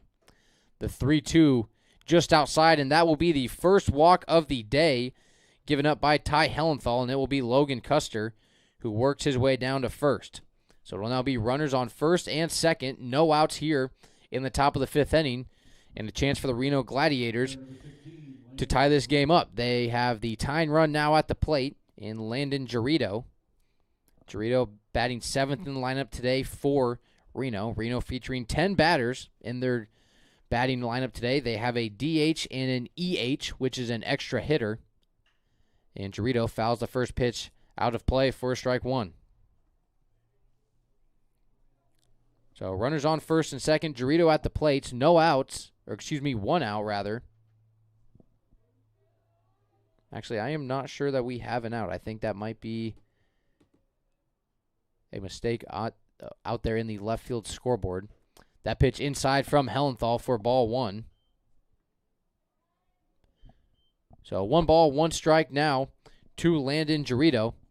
As the Docs look to turn 2 here at the ground ball up the middle, they also have the option to get the lead runner out at third if given the opportunity. The Docs defense will take what they can get here. That pitch finds the zone for strike 2. Nice pitch from Hellenthal, able to find the upper part of the zone for strike 2, and it is now a 1-2 count with nobody out here to Landon Garrido. Hellenthal collects, checks over at second, checks again, and fires the 1-2 fouled back. And Garrido will continue to battle. That is Lucas Tiernan over there at second base. Tiernan was nearly picked off a few times over at first, then stole second, and has been a thorn in the side for this Docs defense here in the 5th. So Tiernan at second, Custer over at first, and Garrido at the plate here in a 1-2 count. The 1-2 inside, and Garrido had to back up for that pitch not to hit him, that one at the knees. And so the count will move to even 2-2. Nobody out, 2 runners on. The tying run at the plate for the Gladiators. Hellenthal from the stretch. Fires the 2-2. That pitch headed over towards second. Unable to get it is Regan Soper. Here comes Tiernan from third. He will score. The ball comes into play. Danner will take it. Tiernan hops onto home plate, and the first run of the game for Reno, and make it 1-3 here, or 3-1, I guess, here in the top of the 5th inning. So that will be a RBI single for Landon Garrido. He stays at first. Custer moves to second, and that will now bring up the catcher, Dylan Kawachi. Kawachi batting 8th in the lineup today, and there is still no outs with 2 on here in the top of the 5th. Kawachi shows bunt. That's going to go right back to the pitcher. Hellenthal fires over to first, and Reagan Soper will cover over there at first base. So Kawachi is thrown out at first. However, the runners do advance. That is now Custer at third and Garrido over now at second. So the sac bunt from Dylan Kawachi will now bring up Spencer Dietz here with 1 out in the top of the 5th. Runners on second and third. And the Docs defense communicating what they want to do here depending on what the DH Spencer Dietz decides to do. First pitch swung on, hit hard out into center field. Going back is Christian Corba. That ball's going to get down, and easily will be Logan Custer coming in from third. Garrido will score from second, and an RBI double for Spencer Dietz to tie things up here in the top of the 5th. It is now 3 apiece as the RBI double from Spencer Dietz brings in both Garrido and Custer. Custer was at third, Garrido over at second following the RBI single, and the sac bunt previously laid down by Dylan Kawachi ends up paying off perfectly for the Reno offense. And we now have a pinch runner coming in, and we are trying to see who that is. That looks like number 32, as it is now Cadell Moulton at the plate for Reno. Moulton struck out in his first appearance, and he swings and misses at the first pitch there for strike 1. So we had mentioned Ty Hellenthal, an impressive game so far. Had a shutout going through the first 4 innings, and Hellenthal has now given up 3 runs here in the 5th, along with 3 hits from the Reno offense. So it is now a runner on second as we still try to figure out who that is And I believe that is number 32. So that is Spencer Dietz. He just stays at second. Looked like we had a pinch runner, but we did not. So Dietz at second, 1 out, and 1 runner on. That pitch swung on and missed, maybe foul tipped. Either way, it'll be strike 2. Here, 1 ball and 2 strikes to Cadell Moulton, the extra hitter, not the designated hitter, but rather the extra hitter in today's lineup for Reno.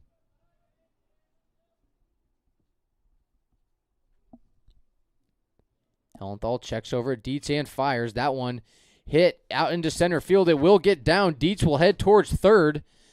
Corbel will fire it into the infield to Burke, and that will be another hit for the Reno offense, this time coming from their 10-hitter, Cadell Moulton. So Moulton will now be on first, Dietz over at third, and there is runners on the corners for Reno with just 1 out. And we will now get a visit to the mound from the Docs pitching coach. And I do believe that is Coach Justin Bennett heading over to talk things over with Ty Hellenthal. Hellenthal, up until this point, like I mentioned, 4 innings, no earned run, just 1 hit as well, or maybe 2 before we entered the 5th. Either way, Reno is now up to 6 hits total on the game. So as I tally that up, it is 6 hits for Reno, and Hellenthal has now allowed 3 earned runs here in the 5th inning. Hellenthal, according to my scorebook, he did walk a batter as well. That was Logan Custer, the second batter here in the 5th inning. So the Reno offense coming alive as Justin Bennett heads back towards the dugout as he tries to calm down his pitcher. And the Reno offense, it wasn't necessarily that they were striking out at a high rate. They just weren't able to find a way on base. You look at the scorebook here, lots of flyouts and groundouts, and they have finally started to find some gaps here in the Docs defense as the fastball from Hellenthal finds the inside part of the zone for strike 1 against Noah Kiley. Kiley has 1 hit on the day. He is 1 for 2 and had a single in the 4th inning. So Kiley returns to the plate for his 3rd at-bat as Hellenthal tries to pick off Moulton over there at first.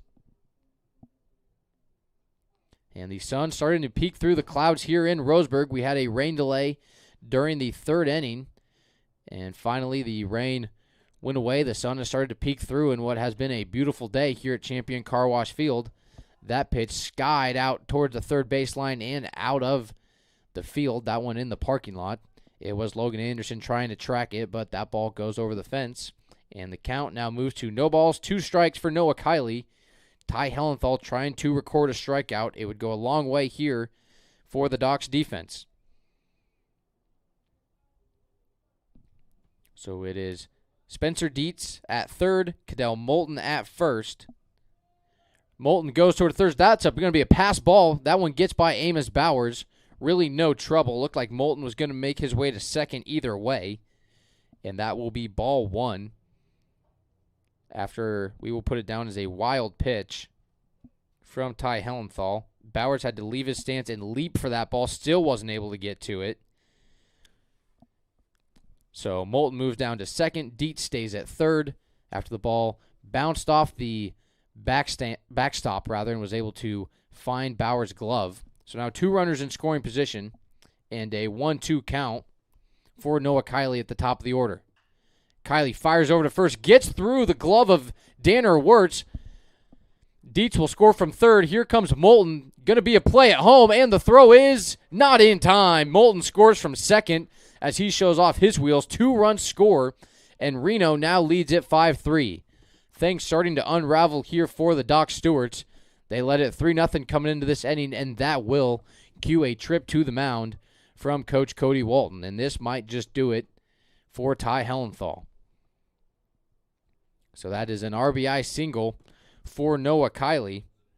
Kiley, his second hit of the day, or rather, we put that as an error on the first baseman, Danner Wirtz. So Kiley's still able to make his way to first regardless. We will put that down as an error for the Docs defense. That will be their first of the day.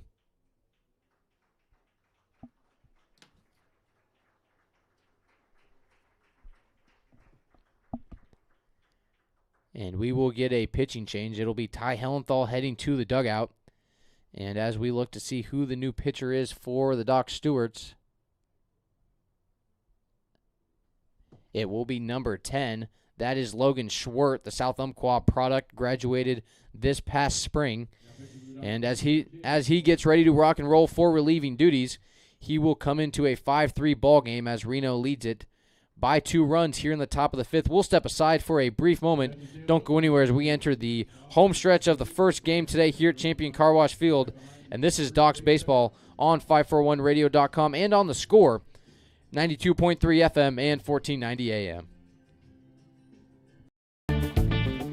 For over 100 years, Douglas County Farmers Co-op has been serving the needs of farmers, ranchers, and homeowners throughout Southern Oregon. Here, everyone is welcome. When you shop with us, you can expect good people, good products, and good advice. No membership needed. Just bring yourself, and we'll provide the expertise and products you need to tackle your next project.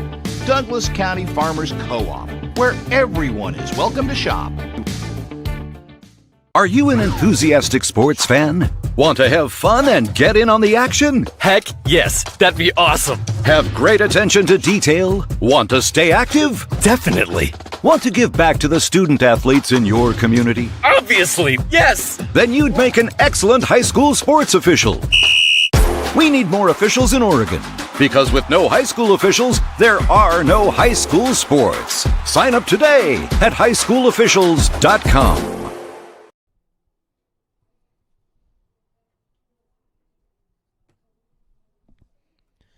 Coming out of the break, it'll be Michael Dietz now at the plate. His brother Spencer had an RBI double that scored 2 runs for the Reno Gladiators. They now lead at 5-3 here in the top of the 5th. New pitcher for the Doc Stewarts, that is Logan Schwert.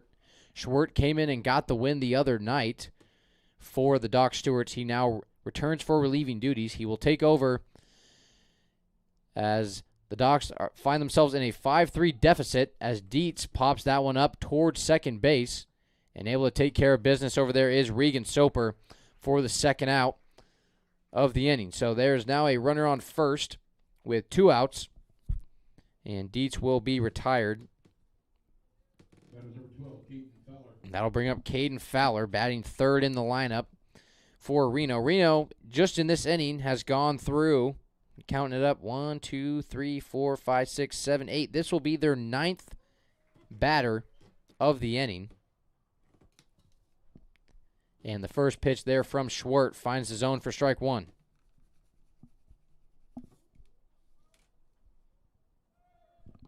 Runner will go. Throw from Bowers on the way. Will it be in time? It will not be. So that is, I do believe that is Noah Kiley that steals second. Kiley had an RBI single, and that one scored 2 runs as well. That one brought in Spencer Dietz, the brother of Michael Dietz, and Cadell Moulton. So Dietz and Moulton scored on the RBI single from Kiley.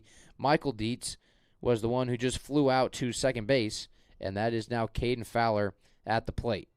So Kiley steals second, and Dietz lays off that pitch for a 1-2 count here with 2 outs and 1 on in what has been an eventful 5th inning so far for the Reno Gladiators.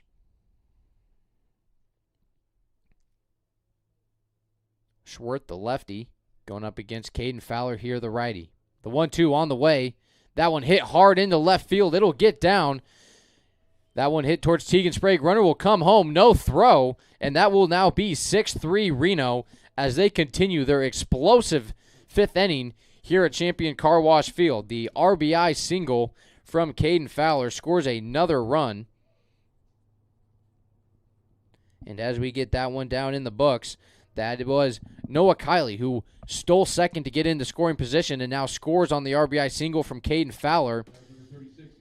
And that will bring up Ethan Cook, the only person who has not scored, or has not had an at-bat in this inning for Reno.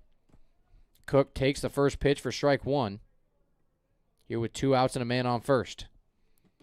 So it was Lucas Tiernan who started the inning with a single. Tiernan is now in the on-deck circle in the same inning that he led things off. As that pitch hit softly down the first base line, it will go foul for strike 2, and Ethan Cook now falls behind. No balls, 2 strikes here to Logan Schwert. So that run that did score, that was Noah Kiley. Ty Hellenthal will be responsible for that one. So Hellenthal responsible for all 6 runs so far scored by Reno. Anything from here on out will be at the hands of Logan Schwartz, including that RBI single from Caden Fowler. Fowler steals second. That ball hits Ethan Cook. Cook will head towards second. And I will say, as someone calling their first baseball game, running the book by themselves, and not someone that played baseball, things are about to get extremely messy here in this book. So Ethan Cook is hit by a pitch. He will make his way to first base. Caden Fowler was going to steal second. He would have been at second either way now that Cook was hit by a pitch. And that will bring up Lucas Tiernan, who started the inning off with a single. Tiernan now back up to the plate. He takes the first pitch, strike 1 from Logan Schwartz. And things have really started to unravel here for the Docs. You could blame it on the rain delay if you want. That was in the 3rd inning. The Docs shut out Reno in the 3rd and the 4th. They even scored 2 runs coming out of the rain delay, so hard to blame it on the weather if you're the Stewies. Either way, they led 3-0 coming into the 5th. They now trail it 6-3 here in the top of 5. Second pitch from Schwartz was a ball, so the count now at 1-1 to Lucas Tiernan. That ball popped up foul and out of play for strike 2. So runners on first and second, 2 outs, a 1-2 count in what has been a lengthy inning for the Doc Stewart's defense.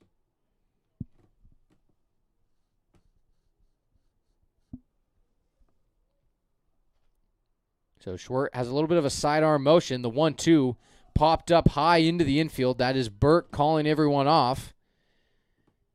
And Paxton's able to make the catch, and that will do it for the top of the 5th inning. Not without a lot of damage done. The Reno Gladiators go from trailing 3-0 to doubling up the Docs. They lead at 6-3 as we head to the bottom of the 5th. The Docs look to respond here with some hits of their own, but it's going to take a lot. They trail at 6-3 as we enter the top of the 5th. You're watching Docs Baseball on 541radio.com and on The Score, 92.3 FM and 1490 AM. To us, pizza the way it ought to be isn't just our slogan. It's our promise and our passion to give you the best dining experience and the best tasting pizza you expect. For over 40 years, we've been making pizza the way it ought to be. Handmade with the freshest and finest ingredients. Our dough is made fresh daily, and we use 100% whole milk mozzarella cheese and toppings edge to edge. There's pizza, and then there's Mountain Mike's Pizza. Pizza the way it ought to be. At Roseburg Disposal, we're dedicated to meeting your garbage service needs.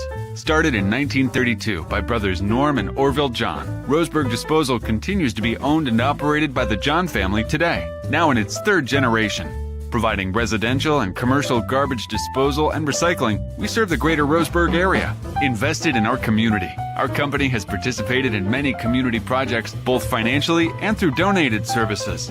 Committed to our customers and our community, Roseburg Disposal.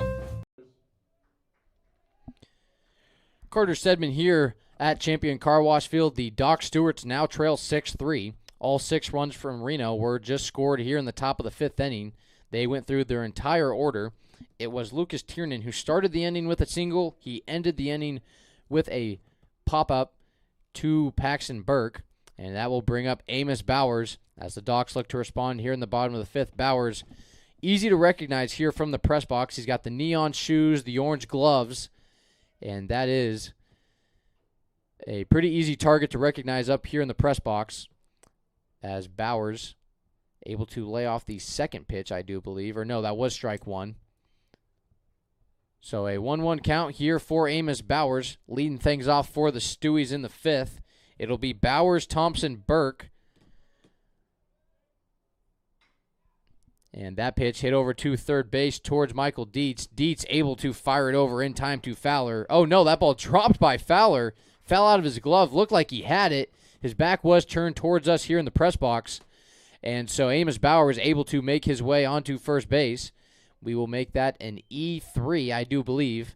And Quinn Gaylor will come in once again for pinch running duties for Amos Bowers. So the leadoff man on for the Docs, just what they needed.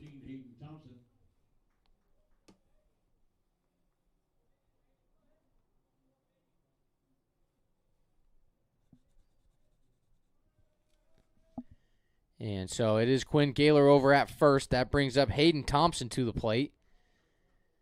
Thompson, in his last appearance, was able to get the bunt down, advanced to first on the bunt, was not thrown out, and he will take the first pitch for strike one. So Gaylor on first, Thompson at the plate, and Thompson lays off that pitch from Landon Phillips for ball one. So it was in the third inning. It was the same order for the Docs. It was Bowers, Thompson, Burke, and that was the run there in the third. We had the rain delay. They came out of the rain delay, had the bases loaded, and scored 2 runs at the time. That made it a 3-0 game. And they now trail at 6-3, looking to have another big-time inning here in the fifth. The pitch from Phillips on the way in finds the zone for strike two. No swing from Bowers, or excuse me, from Thompson, that is.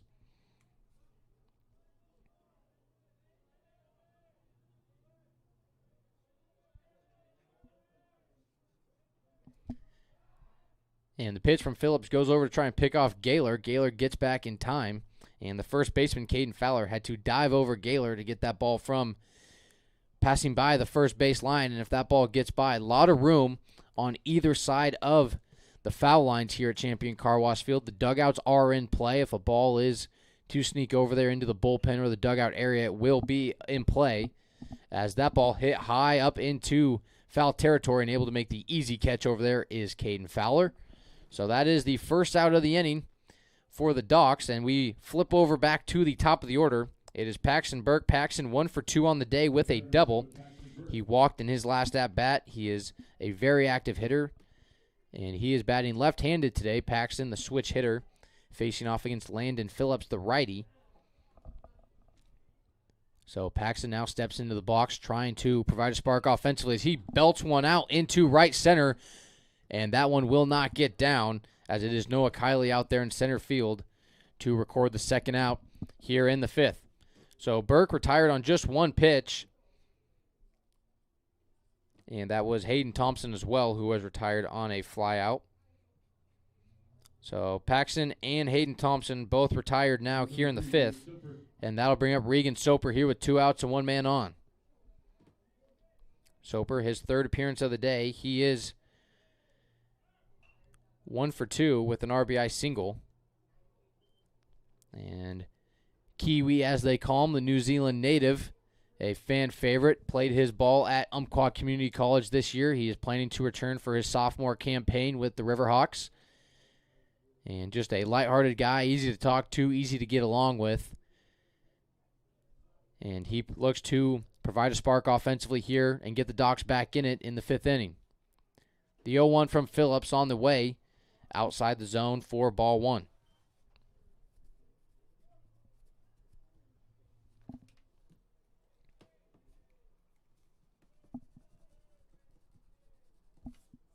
The 1-1 on the way from Phillips. That one finds the zone for strike two. Nice off-speed pitch there from Landon Phillips.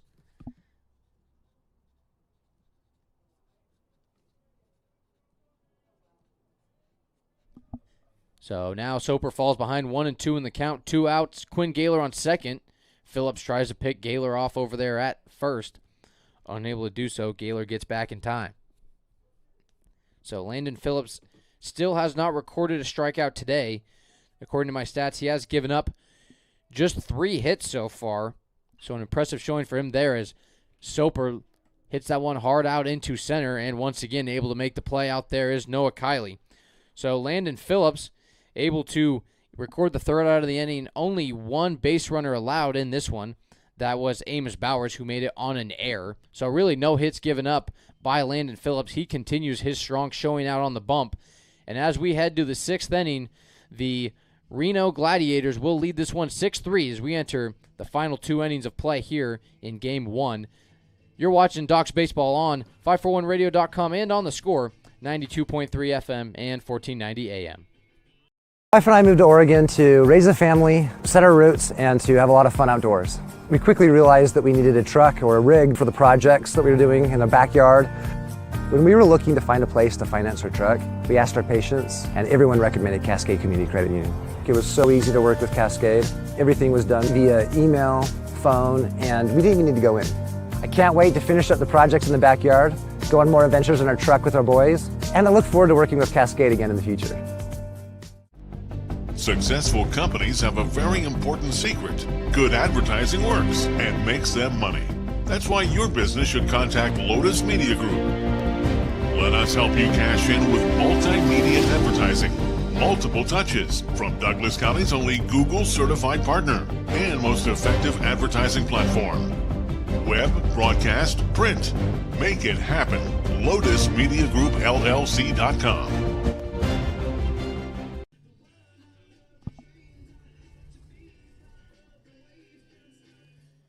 Today's game brought to you by Cascade Community Credit Union, belong to Douglas County. Before we get things started here in the top of the 6th inning, we'll take a short 10-second break here for station identification.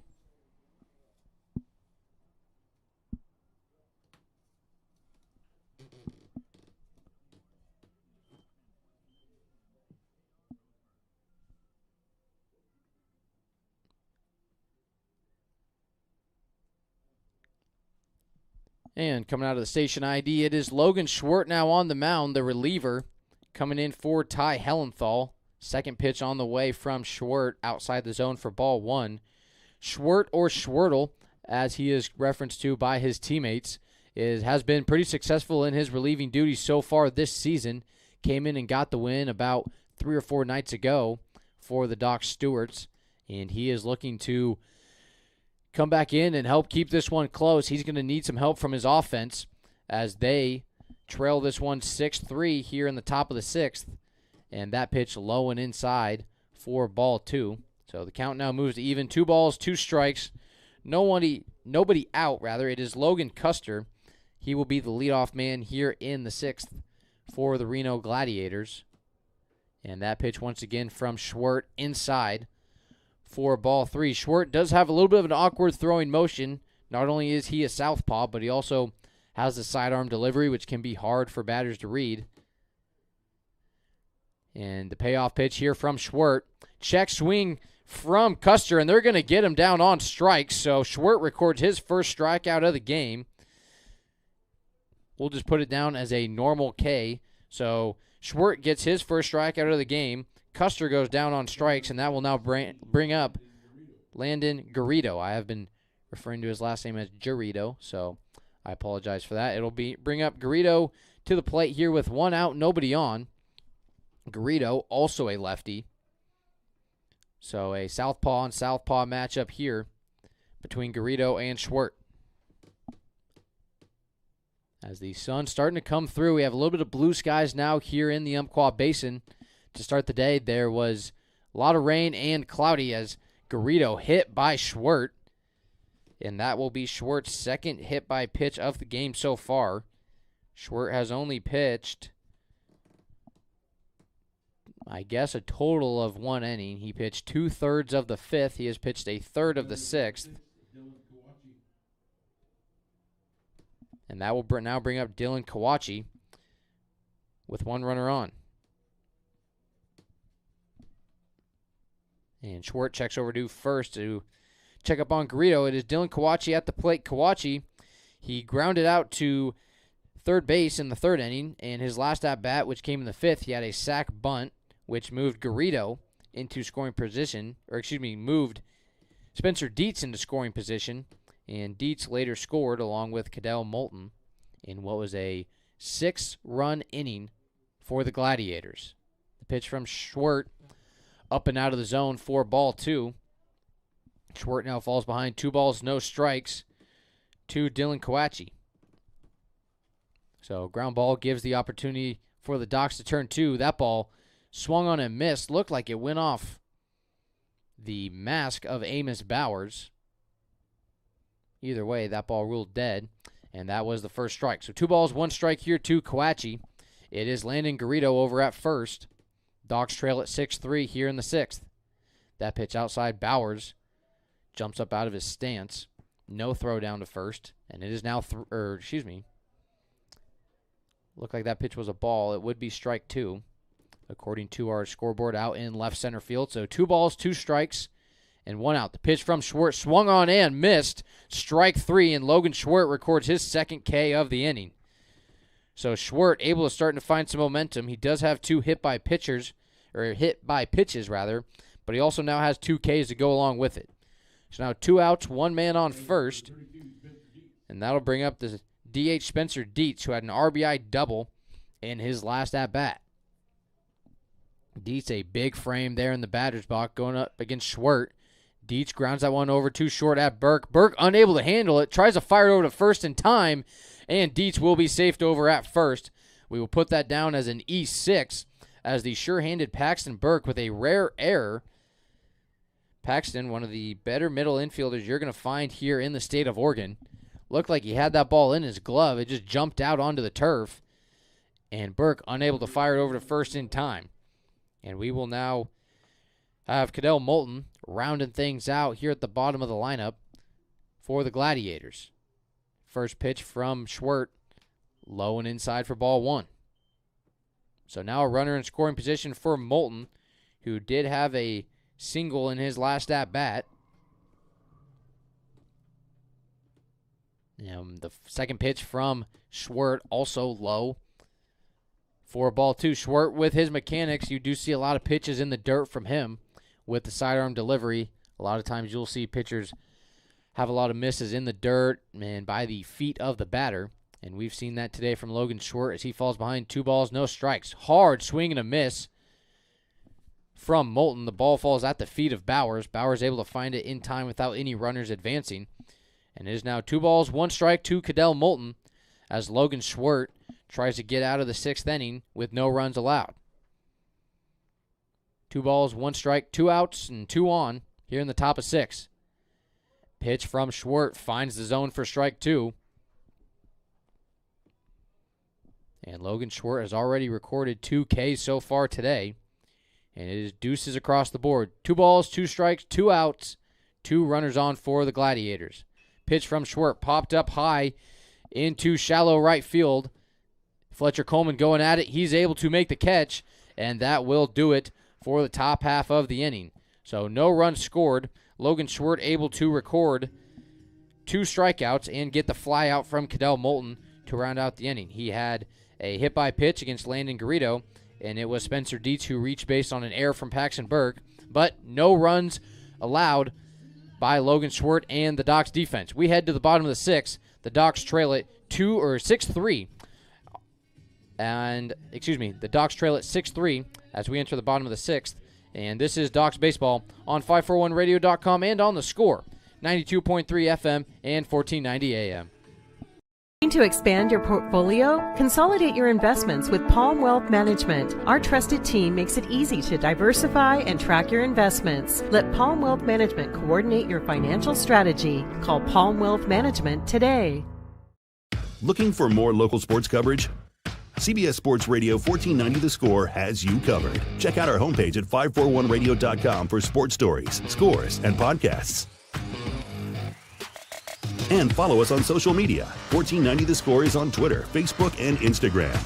And take the station with you wherever you go with the 541 Radio app. Download the app in your smartphone's app store and get access to a live stream of the station, sports stories, podcasts, and easy messaging with the station and others. When it comes to finances, it can be hard to know what's in your best interest. Experience the strength of advice at Palm Wealth Management. From education and estate planning to retirement and the unexpected, we can help. Call Palm Wealth Management today.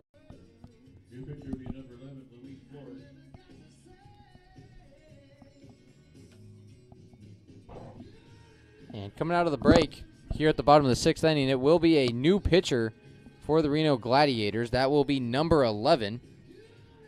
And as we try to figure out who that is on the bump, it was Landon Phillips, who went 5 full innings.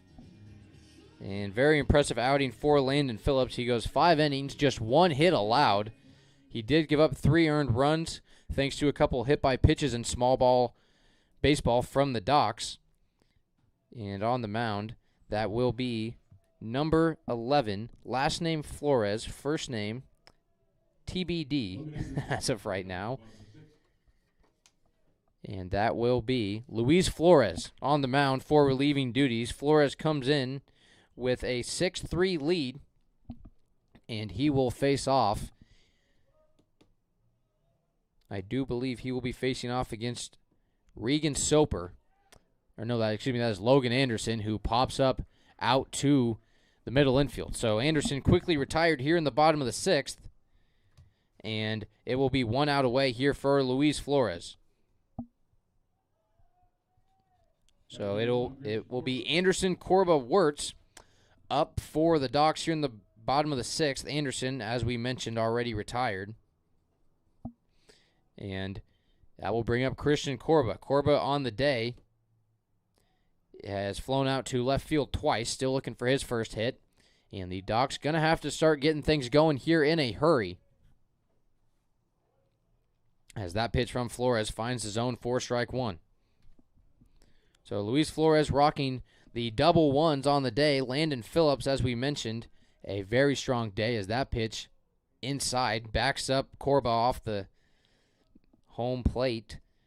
And it will now be 2 balls, 1 strike here to Christian Corba. The 2-1 inside again as Flores trying to back up Christian Corba. Count moves to 3-1. 1 out already here in the bottom of the 6th. Logan Anderson retired on a flyout. That pitch swung on and fouled off by Corba. And the count is now full.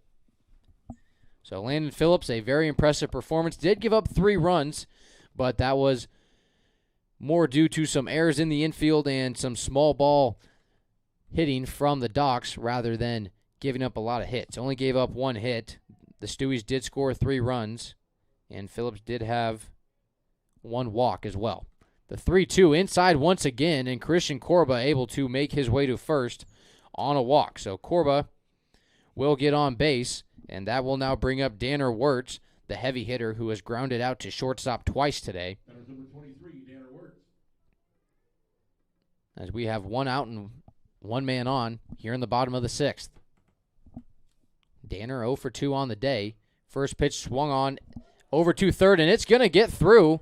That will be a single for Danner Wirtz. Corba moves over to second, and the tying run is now coming to the plate in Fletcher Coleman. So Corba moves into scoring position. Wirtz now on first, and hopefully the Docs have a chance to make a run and tie this one back up. The scoreboard says 7-3. I am pretty positive the score is 6-3. And that'll bring up the lefty, Fletcher Coleman, to face off against Luis Flores. First pitch from Flores outside the zone, 4-1. So Flores has given up a walk and a hit so far in his first inning. Second pitch on the way from Flores outside the zone for ball 2. So 2 balls, no strikes, 1 out here in the bottom of the 6th inning. It is Christian Corba over on second. He reached base on walks, and Danner Wirtz reached first as that ball's hit hard out into shallow center. Making the track is Noah Kiley. Kiley unable to come up with it. He'll fire over to third. Not in time. The ball flying around the infield, and the bases are now loaded for the Docs. That ball hit into shallow center. Kiley came charging in for it along with left fielder Lucas Tiernan. Logan Custer, the shortstop, was also out there. And that ball was able to fall, and the base is now juiced for Tegan Sprague. So Fletcher Coleman will give him, we're going to go ahead and give Fletcher a hit. So that moves it up to 3 total hits for the Docs today. Flores has given up 2 hits and a walk so far. And it is now Corba at third, Wirtz at second, and Fletcher Coleman at first. First pitch on the way finds the zone. Sprague takes for strike 1. Carter Stedman here filling in for Joey Kieran. Joey on vacation, missing some good summer baseball here at Champion Car Wash Field. Second pitch on the way, swung on and popped up into foul territory and out of play as that ball goes behind the grandstands on the first base line. So Sprague now falls behind. No balls, 2 strikes. RBI opportunity here for the Stewies. Base hit would likely score 2. And anything deep into the outfield with the speed of Fletcher Coleman at first could potentially tie it up. The 0-2 from Flores. High out of the zone. Sprague able to lay off the high heat for ball 1.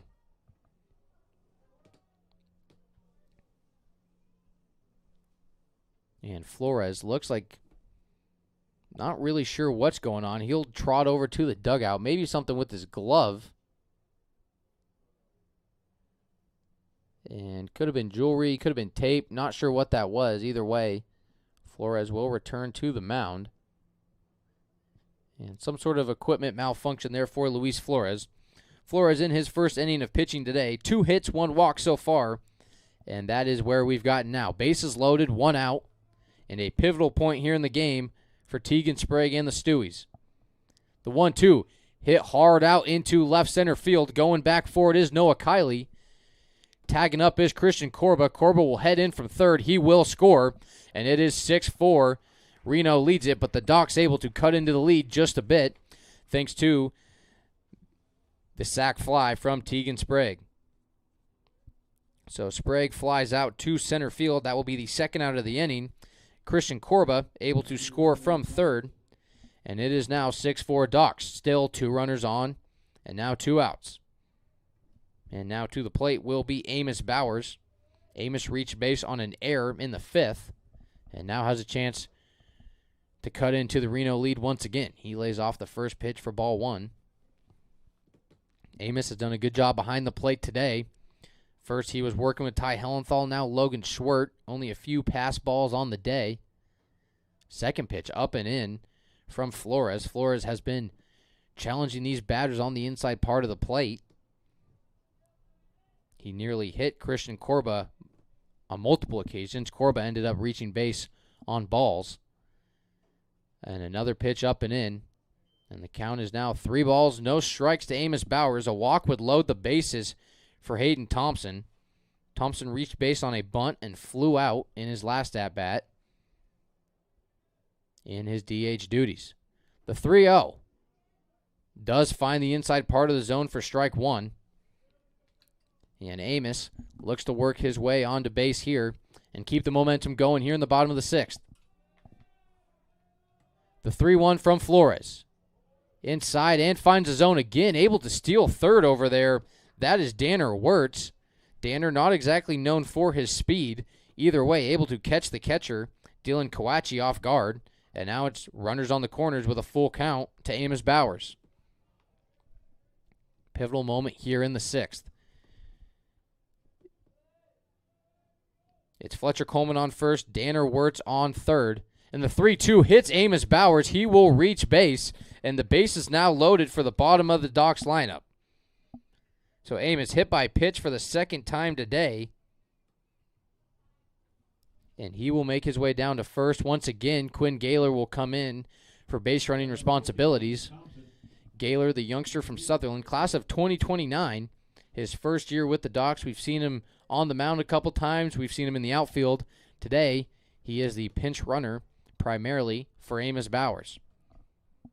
Bases loaded now for Hayden Thompson. First pitch. Breaking ball finds the zone for strike 1. For those just tuning in, the Docs led this one 3-0 all the way until the 5th. And they gave up 6 runs in the top of the 5th inning to make it 6-3. And that is a hit by pitch, and a run will score. Danner Wirtz comes in from third. Hayden Thompson makes his way down the first base line. And it is now 6-5 Reno. And we will get a visit to the mound from the Reno coaching staff. So Luis Flores so far, this is his first inning pitching. He has given up 2 runs. It was 6-3. It is now 6-5. He has walked a batter. He has given up 2 hits and 2 hit by pitches. So not ideal for Flores, coming in for relief duty of Landon Phillips, who was lights out through the first 5 innings. There is 2 outs. It was a fly out from Logan Anderson, the leadoff man here in the 6th, and a sac fly from Tegan Sprague, which brought in Christian Corba. Danner Wirtz has now scored thanks to the hit by pitch from Flores. So it's now Fletcher Coleman over there at third. It is Quinn Gaylor pinch running for Amos Bowers at second. And it is Hayden Thompson over at first thanks to a hit by pitch. And now at the plate, the man you'd want for the Docs, Paxton Burke. Bases loaded, 2 outs. First pitch outside for ball 1. Burke had a double to lead things off in the first inning. He flew out to center field in the fifth, and he now returns to the plate for his third at-bat of the day. Burke continues to bat left-handed against Flores, the righty. Burke is a switch hitter. Second pitch on the way. That one hit hard towards the third baseline, and a diving catch by Michael Dietz saves at least 2 runs, and Reno able to get out of the sixth inning by the skin of their teeth. That ball would have gotten down out deep into left field, scored at least 2 runs, and Paxton Burke, just an unlucky play there after the diving effort from Michael Dietz. So the Docs score 2 runs. They cut into the lead, and they still trail at 6-5 as we enter the 7th and final inning here at Game 1 of Champion Car Wash Field. You're watching Docs Baseball on 541radio.com and on the Score, 92.3 FM and 1490 AM. To us, pizza the way it ought to be isn't just our slogan. It's our promise and our passion to give you the best dining experience and the best tasting pizza you expect. For over 40 years, we've been making pizza the way it ought to be. Handmade with the freshest and finest ingredients. Our dough is made fresh daily, and we use 100% whole milk mozzarella cheese and toppings edge to edge. There's pizza, and then there's Mountain Mike's Pizza. Pizza the way it ought to be. At Roseburg Disposal, we're dedicated to meeting your garbage service needs. Started in 1932 by brothers Norm and Orville John, Roseburg Disposal continues to be owned and operated by the John family today, now in its 3rd generation. Providing residential and commercial garbage disposal and recycling, we serve the greater Roseburg area. Invested in our community, our company has participated in many community projects, both financially and through donated services. Committed to our customers and our community, Roseburg Disposal. And we enter the 7th and final inning here of Game 1. Game 1 of 2, that is, at Champion Car Wash Field. A doubleheader today between the Reno Gladiators and the Roseburg Dr. Stewarts. The Docs with a big chance to take the lead in the bottom of the 6th, but it was a heads-up play from Michael Dietz, the third baseman. Dietz was able to make a diving effort and limit at least 1 run that would have came in off the bat of Paxton Burke. It'll still be Logan Stewart on the mound. That will be Wade Molitor on the mound. Wade Molitor, one of the youngest people on this team, class of 2030. So Molitor will be entering his freshman year, as over there at first base, Danner Wirtz will be able to take care of business over there. That was, I do believe, Noah Kiley over there who just grounded out. That was Kiley.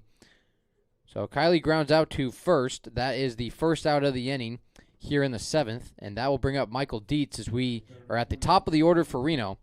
As I was saying, it is Wade Molitor, class of 2030. Molitor, I do believe, is homeschooled. On the roster, it says Roseburg. I don't believe he has attended Roseburg High yet. Molitor will be a freshman. Yes, that is correct. He will be a freshman entering this year. This is his first year with the Docs, and he will be coming in for closing duties here in the 7th. So Molitor able to record an out already with the ground out from Noah Kiley. He now faces Michael Dietz and is ahead. No balls, 2 strikes.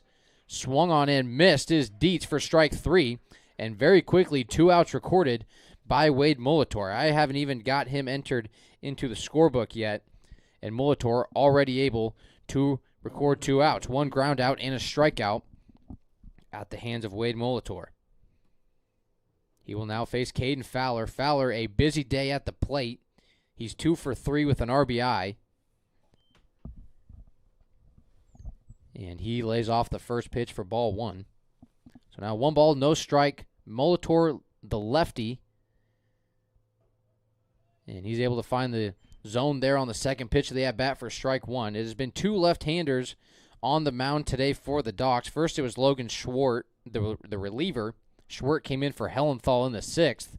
And then it was Wade Molitor, who is currently on the mound, another lefty here in the Docs pitching rotation.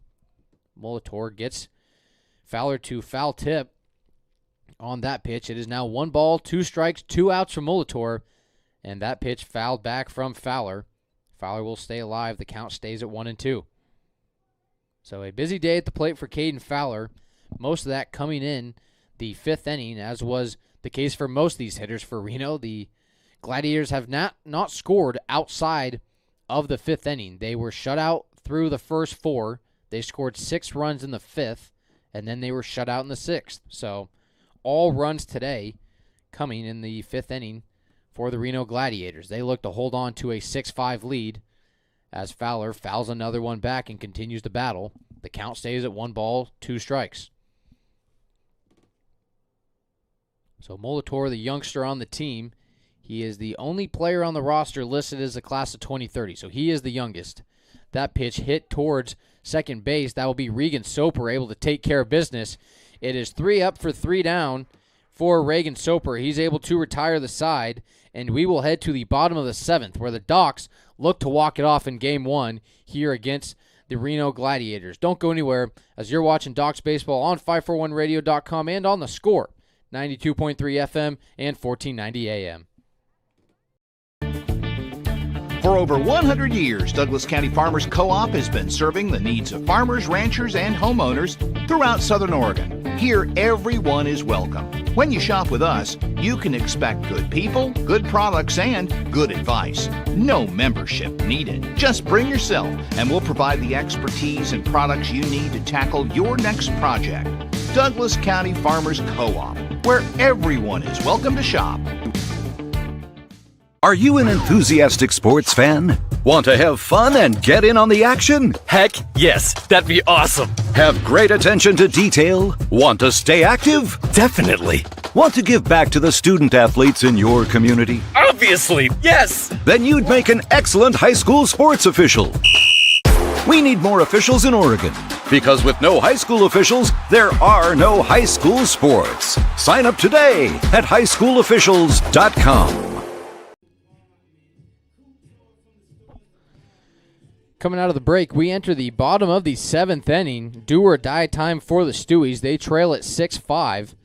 The Docs in their last, or I guess in the bottom of the 6th, had a chance to take the lead off the bat of Paxton Burke. Paxton, a hard hit ball down the third base line. However, it was Michael Dietz with a diving effort. The bases were loaded. If that ball gets down, it's heading all the way towards the warning track.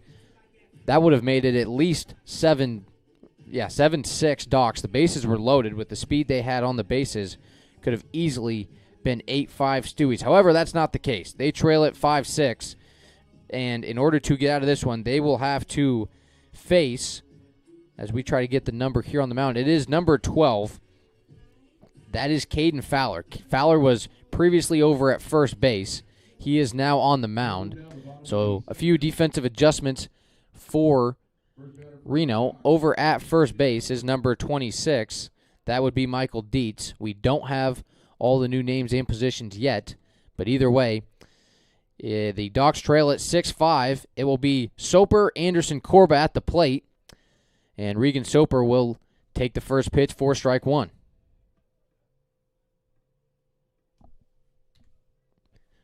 So Soper trying to get things started. He's going to have to find a way on base.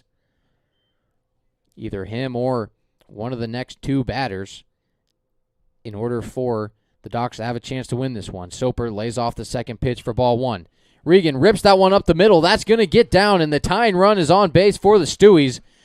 Soper was able to drive that one back up the middle of the infield, gets in between the shortstop and second baseman, and just like that, the winning run comes to the plate for the Docs. Regan Soper able to get his second hit of the day.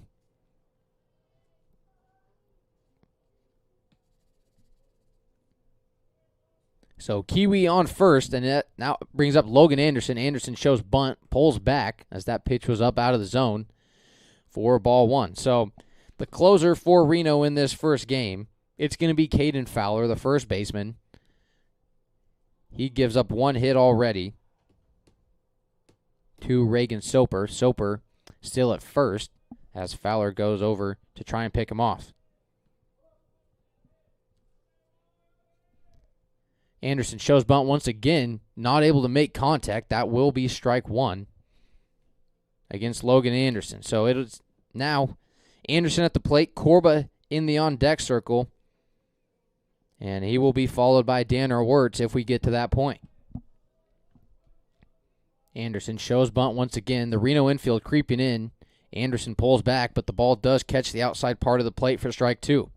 So Anderson now will be swinging away.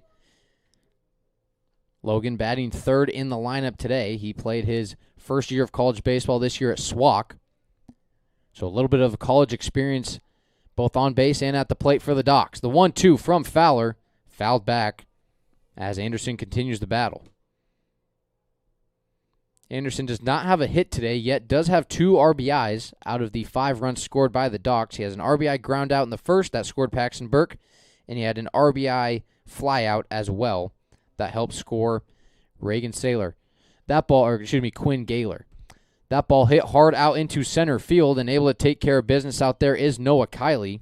So 1 out recorded here in the bottom of the 7th. Soper will stay at first, and 1 away for the Reno defense.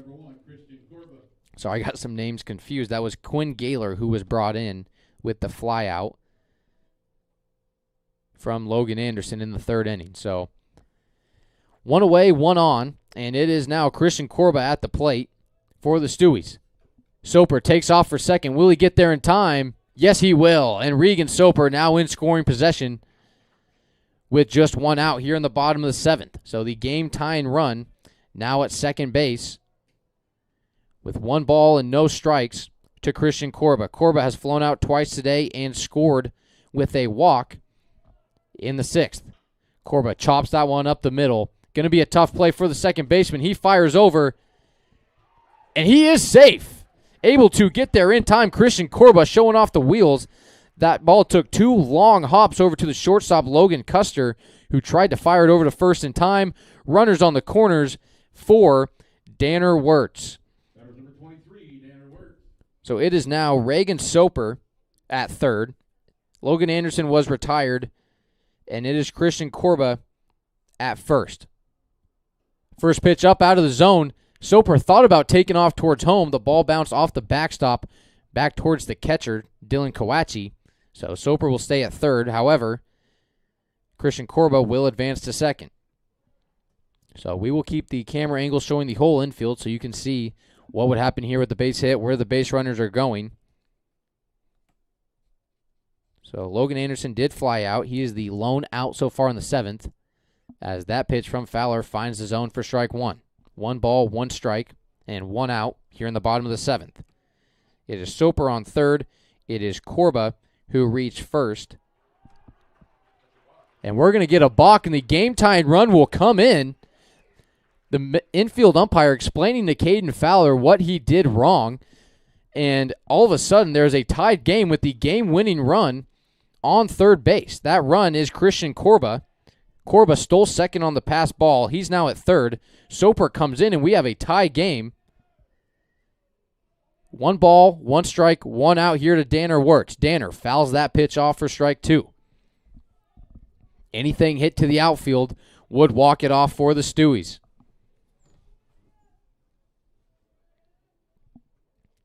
So it's a 1-2 count here with 1 out. The game-winning run, Christian Corba at third. So hard swing and a miss from Danner Wirtz. He goes down on strikes. And that will now be 2 outs here in the bottom of the 7th. That brings up the lefty, Fletcher Coleman. Not a bad guy to have at the plate when you're looking to walk things off. Fletcher, the lefty, facing off against Caden Fowler, the righty. First pitch from Fowler, in for strike 1.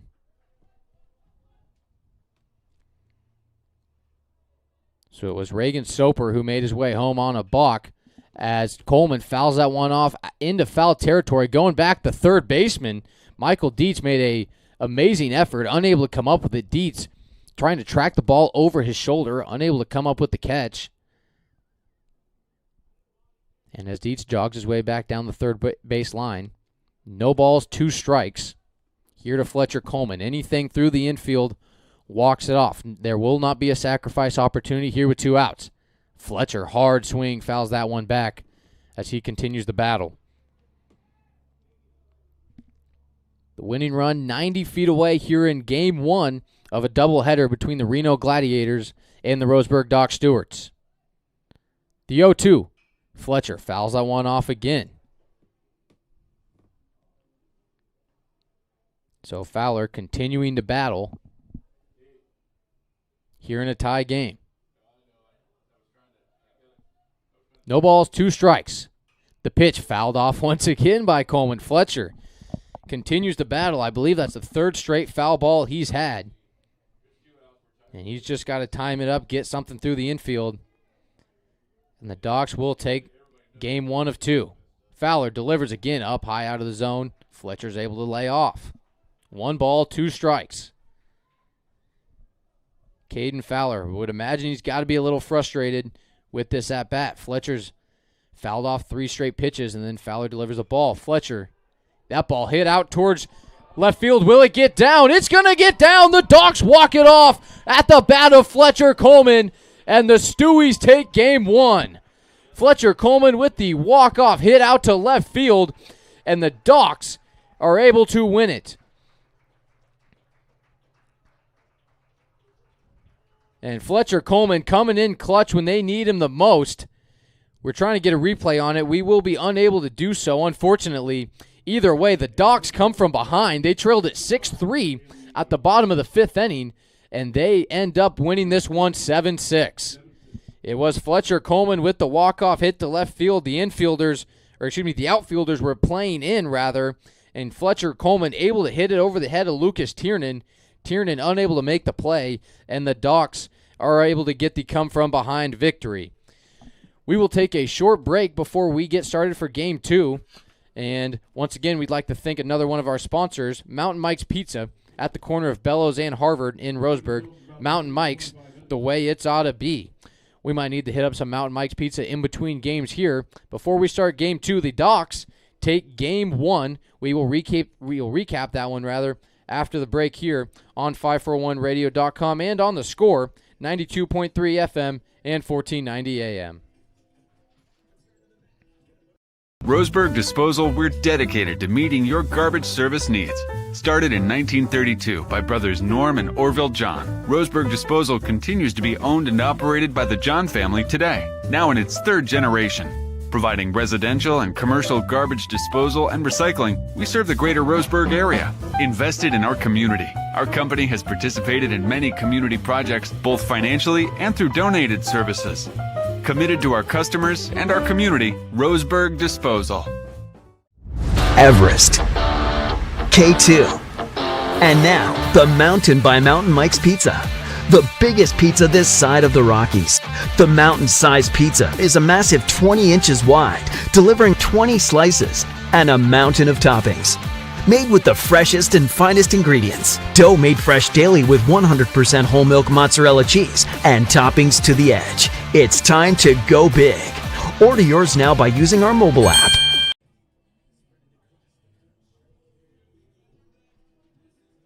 Social Security allows you the freedom to take stock of what's important and build lasting bonds. We share your goals. Trust Palm Wealth Management to consolidate your investments and generate income for those who need you most. Call Palm Wealth Management today.